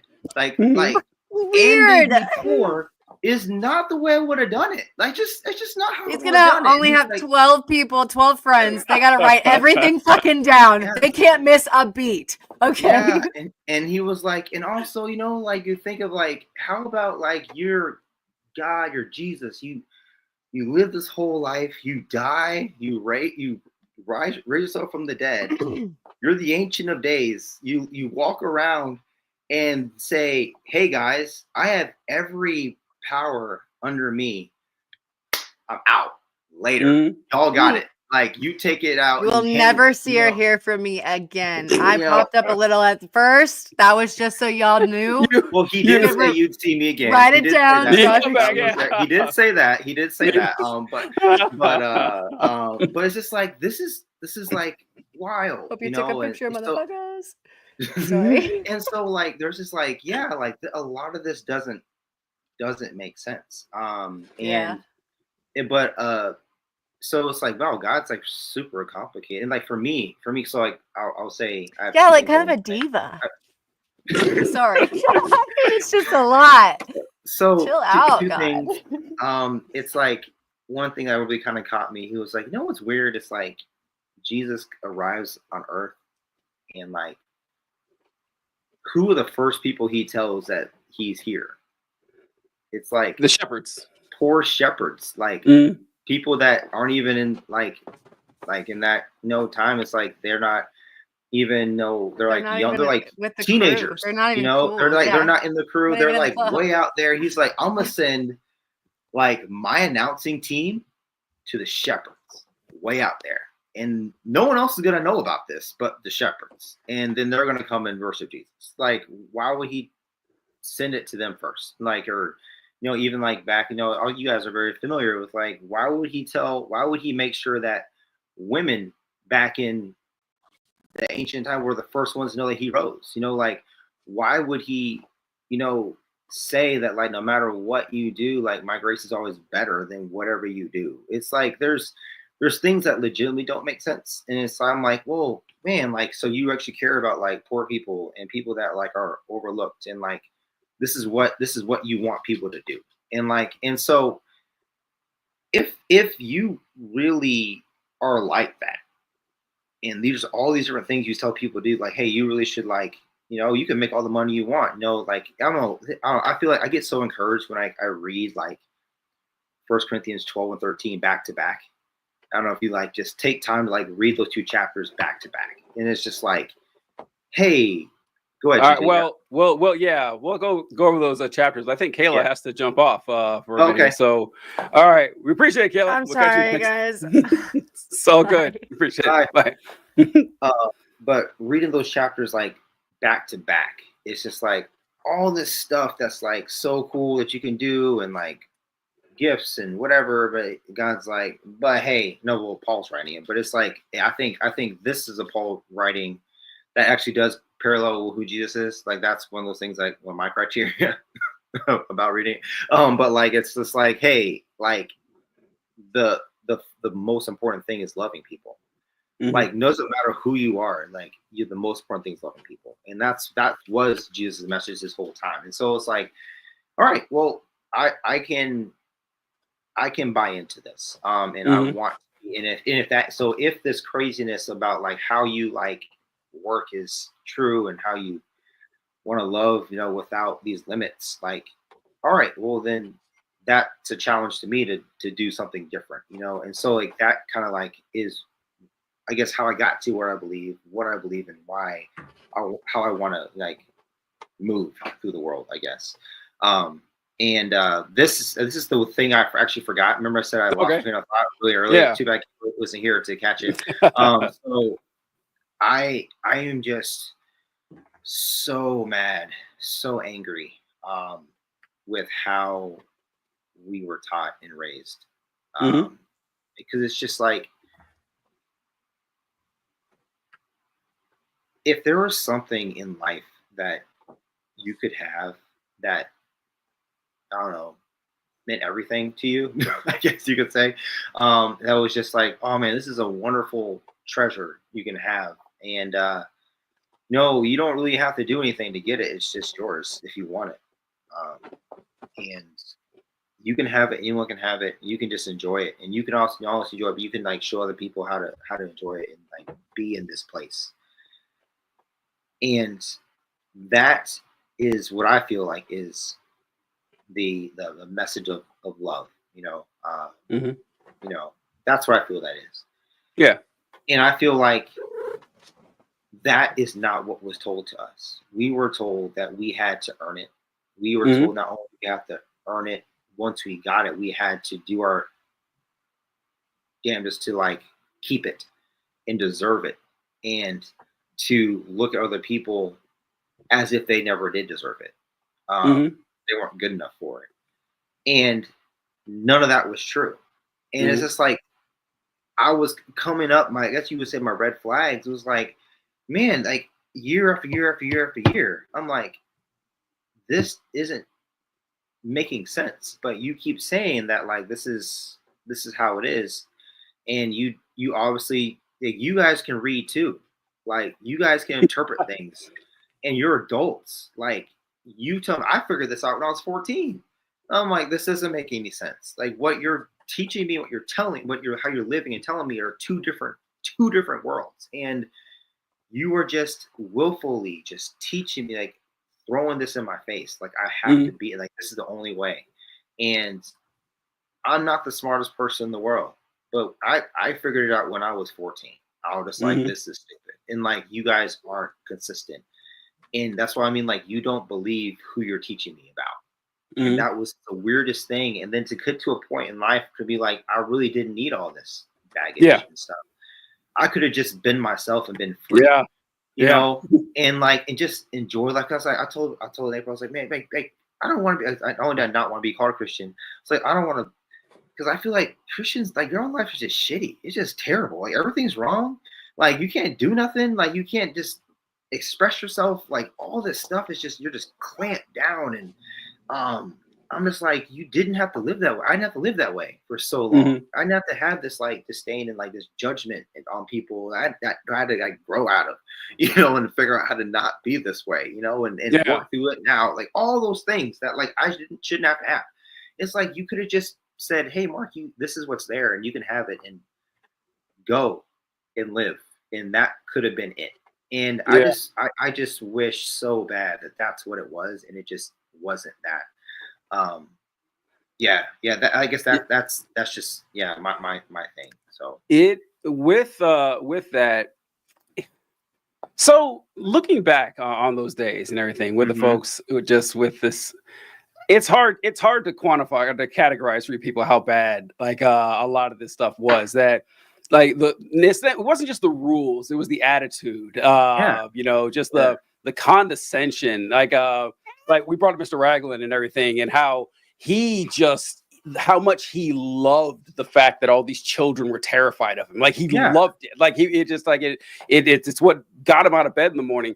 And but even knowing that, like even knowing all of that from the past, I am still a tiny bit surprised how bad they are today. They seem way worse. Like, I mean, I never thought it was great. I always thought it was pretty bad, but it's just you know what it is? It's the pretense has dropped. There's a lot of the pretense has dropped. Yeah, where it's they had a lot of insanely bigoted and insanely cruel and malicious and callous thoughts and ideas and stuff, but they would always try to hide it behind like you know, some Bible verse or something, or this is for the greater good. Now it's just gleeful fascism, just like this incredible poisonous nihilism. That's actually I never really cared about the president being a good moral man. I never cared about people being kind to one another. We're electing a president, not a pastor, and everything. Like I said alongside, I know, right? Yeah, I know.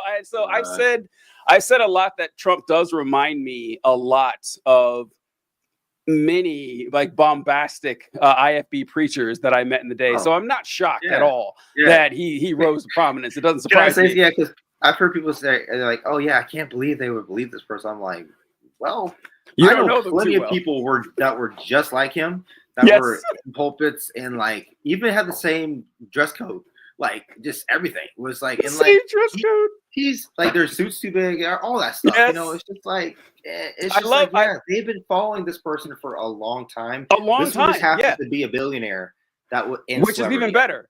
Is even better because this is something you probably noticed too back then. They would always talk about how, you know, well, you know, we don't respect rich people more than poor people. Yes, you did. Yes, you did. Oh, like every church I was ever in, the rich people always had more sway because of course they did. Of course they did. And I always say that, like, I'm not a Christian or anything, but I do find it.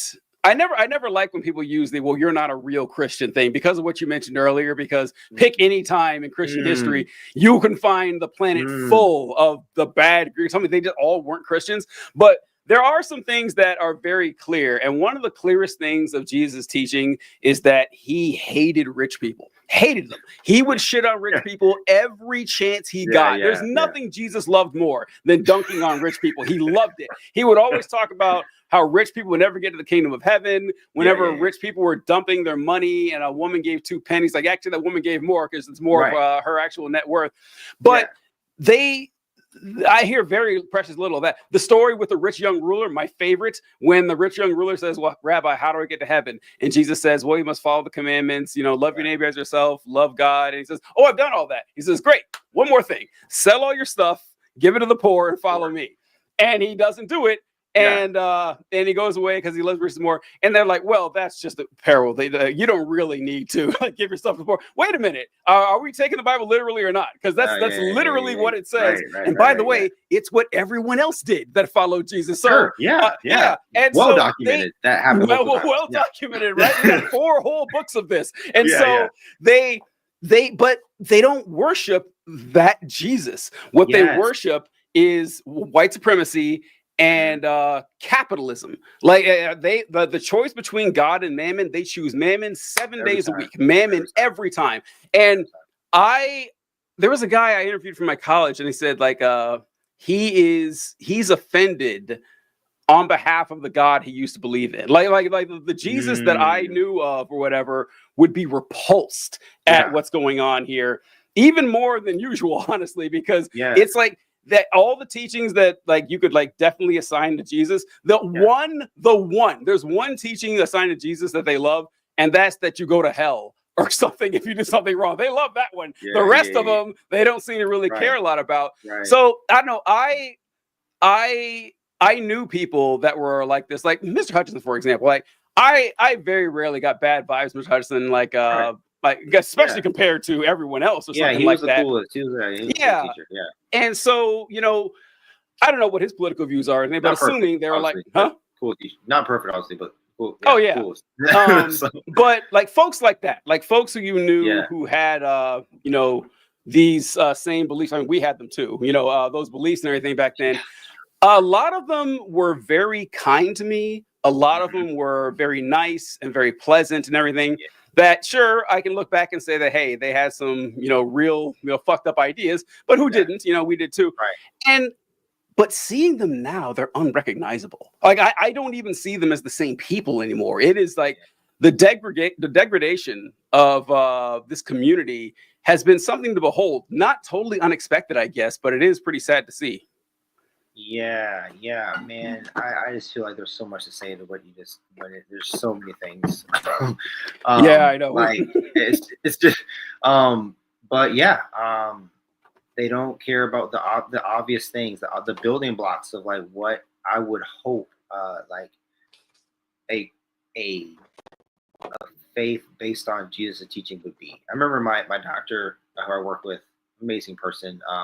But he would just ask me, and he's not a religious person either, and he's just like, man, like, I would kind of share like, this is where I'm at, just kind of, so we just get to know each other kind of thing. And he was like, I'm like, man, I'm trying to look for like a church, and he knew I was looking for one for a while. He was like, you find one?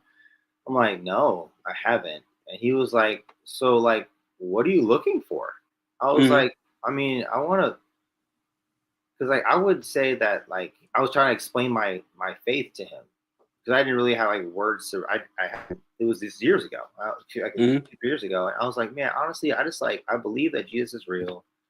I believe his teachings, and I want to love people the way he loved people. And I want to find a church that does the same thing. And he was like, that doesn't seem too hard. I'm like, well, it is. I was like, well, sir, it's really hard, actually. So it's just like, why is that so hard? I don't know. Like, it's crazy, but yeah. And I remember I read a book. I remember like, around 2020 was like the Jesus I never knew. That's the book. So that's what it was just like. It was about this exact topic, like we were taught about who this person was and how he would be. And it's like, no, this is really like, all this is messed up. What we're seeing here, And one thing to caveat to what you mentioned about the degradation of people, and I want to give a shout out to every single person that went to our school in our time frame that is making something out of their life right now. Yeah, I feel like I am so proud of like every single person. Like I don't talk to everybody, they're not gonna hear me say this, but it's like, man, you left this and like you just got a good career, and you're like taking care, and you live a normal life. Like, I'm just proud, because like we just weren't prepared for it. We just were like, we were just taught how to grow up and be in that church. And like, so man, like, just like anybody, like, you know what you're doing, people, like, I'm just so happy for those people that they could like fly away and do something. I could. Guys, especially for those who went to the school, especially, I'm gonna see if I can do this, Mark. I'm gonna be doing a video pretty soon on hold on, give me 1 second. Okay.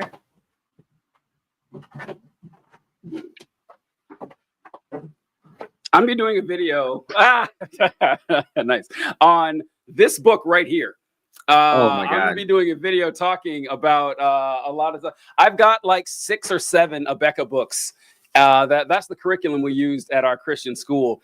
And I'm going to try to see if I can share an image of one of the chapters. I remember this standing out to me when I was in school. I remember a lot of this stuff. And so I went and bought the books that I found it in. This is a section on slavery and the Civil War. And I don't know if you guys can actually read that, but I'll go ahead and read the bottom part there. It's talking about the cotton gin and the rising demand of cotton. It says, to meet the rising demand of cotton and tobacco, some southern planters bought more land and planted more of these crops. Because they could never hire enough people to tend these crops, they turned to buying slaves. Right? That's what it says. And I'm going to pull up one more here on the next page because it gets better. And where'd it go? Give me one second. This is great podcasting, TJ. Just trying to. And 7. Okay. So this one here, this page. So it says that the plantation owners turned to buying slaves. And in the opposition to slavery growth section, it says, but by this time, the South depended. Many Northerners who had previously ignored the issue began to side with abolitionists. By this time, the South had become dependent upon its slaves. And this is underlined, even though fewer than 5% of the white Southerners owned slaves, and half of these had no more than 5 slaves each. Those were fed well, though, too. It said, and half of them didn't even have 5 slaves. If the Southerners freed their slaves, how could they make a living? And how would the freed slaves earn a living? There were no easy answers to these questions. The Confederate propaganda and apologia and the fascist propaganda just throughout the entire history. But it is. I actually tried doing this a year ago. Mark, I couldn't do it. It was too fucking depressing. Like it was so, and this stuff stood out to me as a kid. Like I was reading, like, that's a weird thing to say, isn't it? That's kind of odd. And I can't wait to get into it more, but I wanted to share that with you guys to let you know exactly what we're talking about here, that you made it through that and made something of yourself. Good on you. I will say, though, pleasantly surprised, outside of the creationism stuff, the science books, shockingly good. I remember the science books. I mean, it talks about, it tells you about gravity, things accelerate towards the center. You should be able to teach science. It's like facts. They're just legit. History is a little more subjective. Interpretation. It happens. They seem to mess up fossil records, though. They got that one wrong. True. But I'm also going to give a shout out to Mr. Tipton real quick, because what year history book is that you're reading? Oh God. Oh. I mean, what grade? Grade it was 7th grade, I think. That's when I had that 7th grade. Yeah. So I remember you putting like TikTok videos or whatever about little blurbs of this. Yeah. I'm like, man, I don't remember reading this. I knew it was what environment I was in, but I don't remember reading this. Then I remembered, from 8th grade to 12th grade, we didn't use our book. Mr. Tipton would have this overhead projector. And he did. Yeah. And he would be like, all right, when it came to cotton gin, Eli Whitney created cotton gin to help cotton production.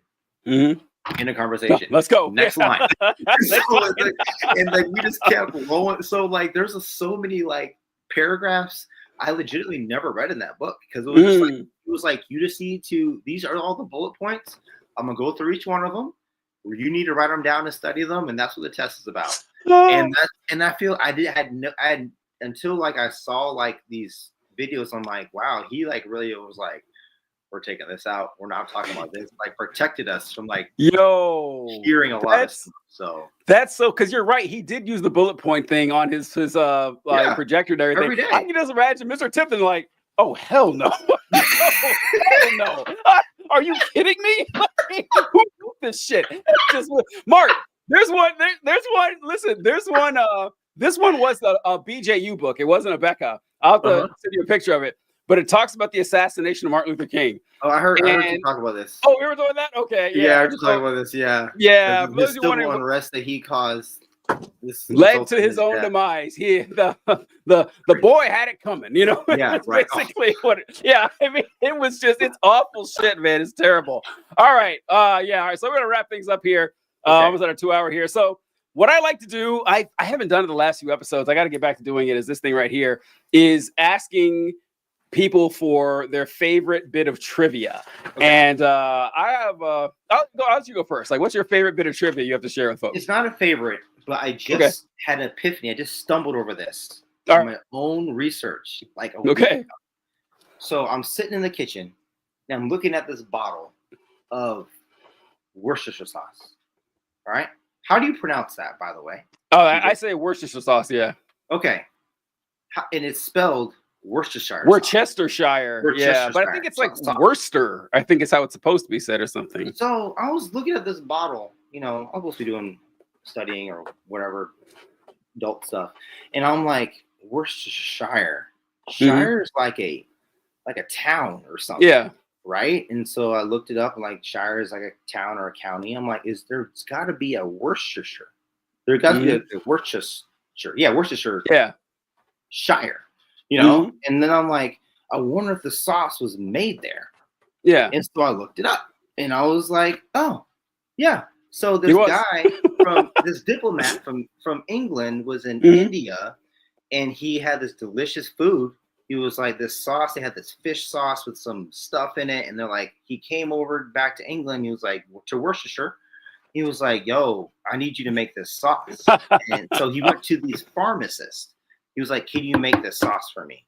And they're like, okay, sure. And like, so they had this fish sauce, and they had some other like, you know, spices in it and stuff like that. And it smelled terrible. And they put it in some shed for like 3 years, and then they forgot about it. Oh, wow. And then they stumbled over it again. They're like, oh, it's fermented now. It's great. Let's try it. And people were like, this stuff is amazing. And so they started dumping it on this. It's like this now. This wonderful steak sauce called Worcestershire sauce. Huh. And so people say you need to say Worcestershire sauce. It's like, no, really, it really is Worcestershire sauce. You know, it's just like, you know. But then here's the other thing that I stumbled over: the two pharmacists that made it were pharmacist Lee and Dr. Perrins. So you think of like you ever heard of Lee and Perrins Worcestershire sauce? Like, oh no, I never noticed the name. That brand. Right. I remember when I was like, I know this brand. That's a brand. Huh. Like, that's like an A1 sauce, or like Heinz. It's like Lee and Perrins you find it at any grocery store now. Oh, that is cool. Lee and Perrins Worcestershire sauce. I'm like, this is crazy. So I didn't know that. Yeah. That is crazy. That is wild. Huh. That's a good one. I didn't know that. I didn't know that. That reminds me of go ahead. But imagine like my elation. I was like, I don't want to look down. Like, I bet Shire means this. And let me just, I wonder. And then like all of it was coming true, right in front of me. It was like, so it was pretty cool. You just blew Frankenstein Lives mind. You just blew his mind. And that reminds me. So I don't know, like in the bottles of A1 sauce, it always says A1 established 1863. And a joke that I would hear all the time was 1863 is smack dab in the middle of the Civil War. Like, who had time to think, you know what this country really needs? It's some delicious steak sauce or whatever. Yeah. And I always thought that was funny, but it turns out A1 steak sauce also created in England. England, of all places, created A1 steak sauce. Like, that seems like the most American sauce imaginable. Like, I would have never dreamed that. The Brits not known for their cuisine either. The fact that they came up with A1 Worcestershire sauce, it's like, that's crazy. The only good food that's ever come out of Britain. There's a really funny video I should send you, or if you haven't seen it yet. But it's of a bunch of like middle school British boys eating American food. I don't know if you've ever seen that. It is a great video. It's so great. They're showing us like, okay, so this is biscuits and gravy. And they're like, biscuits? And they're like, because in England, a biscuit is a cookie, you know? And they're like, what is this? This isn't a bit. It looks like a scone. And then they're like, oh, no, this is what they call biscuits in America. All right. Then they bring out the gravy. They said, that looks like vomit. I was like, yeah, they're right. It does. And then they try it. They said, this is delicious. Like, this is the best thing I've ever tasted. It's really funny. Yeah. Say what?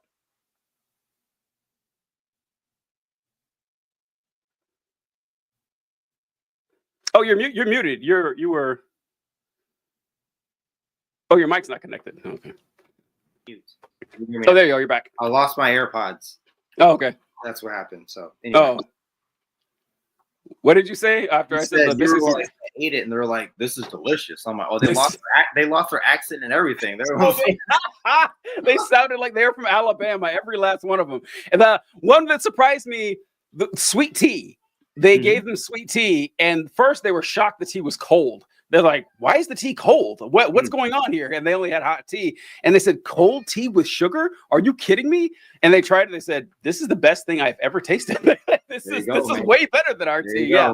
So, all right. So the ones I have 3 of them. They're all food related. The first one is with someone you know, and the second one is someone you probably don't. Well, maybe you do. I don't know. But the first one is about a man named Ludwig van Beethoven. And he liked coffee, but he was really particular about how he drank his coffee, and that he would count his coffee beans. And every morning he would count exactly 60 coffee beans and grind them. Not 59, not 61, just the thing he did. It's like, if I'm drinking coffee, 60 beans. I don't know why, but that was just kind of his thing. What a weird thing there. And so what? That's interesting. Okay. Yeah. All right. And the next one is a man named Robert Augustus Chesebro. And Robert Augustus Chesebro was the creator of Vaseline. And I remember you telling me something a long time ago about Carmex. And you said, well, Vaseline works just as well as Carmex or something. No, Neosporin. It was Neosporin. You said Vaseline will work just as well because it makes like a protective coat. I don't remember. It was a long time. Do you remember telling me that? Okay. I don't. Well, I can see me saying, like, looking that up and telling you that, though. Yeah, you told me that was a long time ago. And but the interesting thing about Robert Chesebro is he thought Vaseline had a lot of great properties. He's like, you can heal wounds with this. It's great for burns. He said it's also great internally.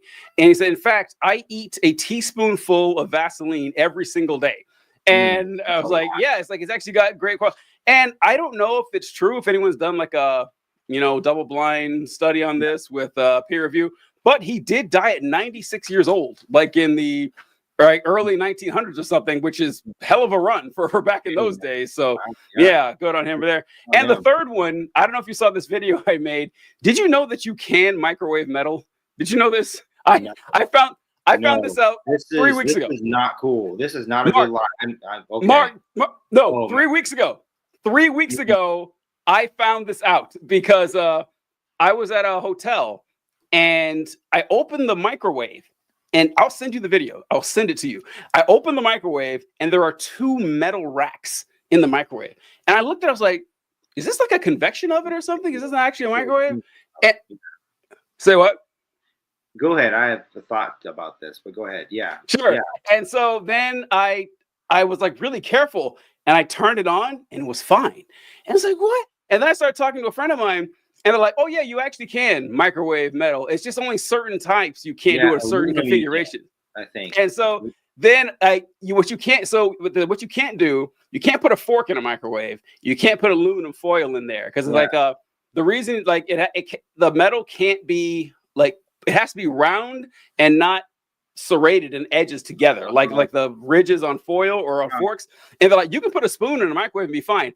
And I was like, you couldn't pay me to put a spoon in a microwave. But I have a video recorded where I did. I thought I sent it to you in Essence. Or maybe it was just Essence. Maybe I didn't know what was going on. Yeah, I took the spoon, then I put it in there and like very carefully turned it on. Perfectly fine. Folks, you heard it here. Go out and microwave a spoon. It will be perfect. Your house will not burn down. That's a bit of trivia right there. But yeah, I didn't know this. I was 42 years old before I found out you could microwave metal. That's crazy. Well, okay, so everyone on the channel, so I like to talk to. I got 2 things that came out of that conversation. One, you talk about this microwaving. You can microwave metal, and this like the dejection, the frustration I have. It's like mirrored how I felt about Pluto not being a planet. You're just like, you've been telling me this. You've been telling me this all this time. Yeah. This is not cool. Like, I'm so upset about this. So, for the other random trivia, you know how cornflakes were made?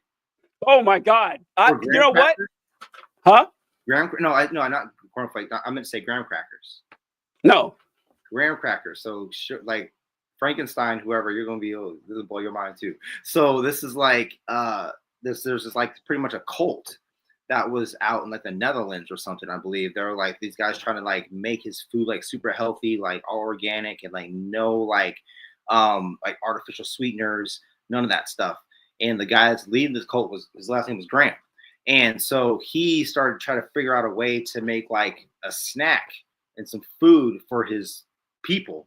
And like he got like wheat and like I don't know, it wasn't sugar, but it was just like some whatever his natural foods he had, and like whipped up this cultish, like cracker, and people ate it like this thing is delicious, and then now we have graham crackers. So, but they its base is in a cult. Yeah, so I didn't know that. Like, to like, take away like because he was like against like fun, sex, sugar, alcohol. Okay.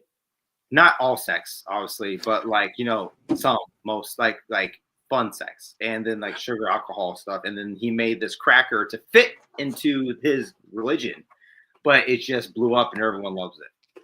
Okay, so you said cornflakes at first. Yeah, I did. And cornflakes has a similar history. Yeah, it is. Okay, like, all right.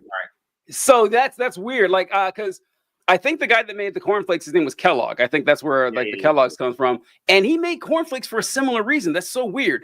Because the reason that the guy made cornflakes is he wanted to create a breakfast food that would stop boys from masturbating. So like weird. That was his actual goal. He's like, yeah, this will lower your What a hypothesis. Can you imagine that your master's thesis? Like, I bet this cereal will stop boys from masturbating.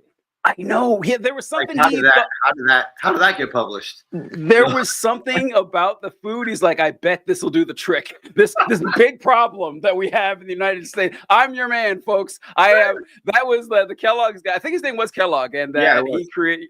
Yeah, that is why I know about graham crackers though. That is weird. Yeah, the food history up there. It's we should do a whole nother show on weird origins of food. We did like A1 Worcestershire sauce, and then graham crackers and cornflakes. Yeah, Vaseline. I guess you can eat. Yeah. Oh, again, promise another last thing. Let's go. He's just like me. He's just like me. I'm gonna say this right. Okay, now I got two. So like, one I gotta say this, man. Remember when we were in high school?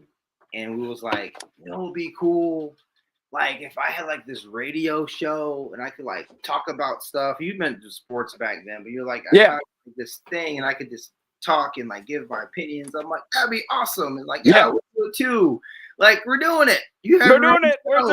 Yeah. It's happening. Like this is really happening. No, we manifested it into reality. Yeah, this was like over 15 something years ago, like 20 years ago. We talked about doing that, and like in your S10. It's like we're just talking about that. And the other thing too, I was a little self-conscious about and worried about coming on the show. Oh, yeah, and because when you came to our house like a couple years ago, and you're here and then you left, and a few days later, I'm like talking to April in the kitchen. I'm like, and I have these mannerisms and stuff. I was like mid sentence, I'm like, oh man, like I'm talking like TJ. Like it's weird. Like, I picked up your mannerisms, like I'm talking like you, and I was like, oh man, like I can't believe that I'm talking like TJ. And April's like, would you? Like, no, like you talk like this. You always talk like this. You always talk like this. Like you have those are your mannerisms, Mark. Like that's not from your brother. That's just y'all are brothers. That's what you do. That's funny. And so I was worried about like coming on the show and being like, what if we like talk and like sound the same, and it just looks weird to your audience, like your brother mimicking you and stuff. But like I made it through, and it didn't feel awkward, so I think it was okay. That's funny. No, I would have started doing social media and like that's true. Mark's right. I tell my friends like I always wanted a radio show as a kid. I would talk about it all the time. Like it'd be great to have it. So he's right. I would mention that a lot. But what stopped me from doing this a long time earlier, I've been doing this like almost 3 years now, I think, is that I was terrified of hearing I hate the sound of my own voice. Like most people, I don't like the sound of my own voice. But then I remember talking to you once. I was like, man, Mark sounds a lot like me. I don't think I ever noticed it until I was like, I didn't realize how similar our voices were. That's interesting. But yeah, that is true. I don't know. Yeah. Catching your mannerisms that you get from your parents are also kind of funny. I've noticed a lot. There was a mom's dad, our grandpa, Lester Smith. I remember seeing him. And when he came to visit us one time, and there was like a glass of tea on a table, and he took a sip and he put the tea down. And he went, and I was like, look at grandma doing that. I do it all the time. I was like, I do it all the time. I do it all the time. And I was like, oh, every time I do it, I was like, yeah, just like what grandpa did and everything. And I only met that guy like 4 or 5 times. Right, so I picked up mannerisms or whatever. But one of the things dad does that's always driven me crazy is that dad will tell the same story 400 times. I find myself just like, oh man, I was like, if I've told the story, please stop me. Please stop that. Because I end up telling the same stories over and over too. But I don't know. I'll like push people when I laugh. I got that from dad where like, hey, you drink. Whenever I start laughing, I start shaking people, Yeah, I don't know. It's just, we can't help ourselves. I don't know. It's good stuff. But all right, we'll go ahead and close out here. All right, okay. Mark, thank you so much for joining us. It's been fantastic. Well, got to do it again sometime. I got to get Dad in essence to come on the show as well. They're dodging me. They're dodging me. Yeah, but Dad, I talked to Dad today. He said, hey, that's awesome you're doing it. Hey, I'm going to be last. So, he did. Yeah, Dad said he would do it, but he would do it last. He said, I would do it after everybody else. I was like, okay, Dad, fine. So whenever we get around to it, we'll get around to it. But all right, folks, thanks for joining us. We'll catch you later. Thank you. All right, good stuff, Mark.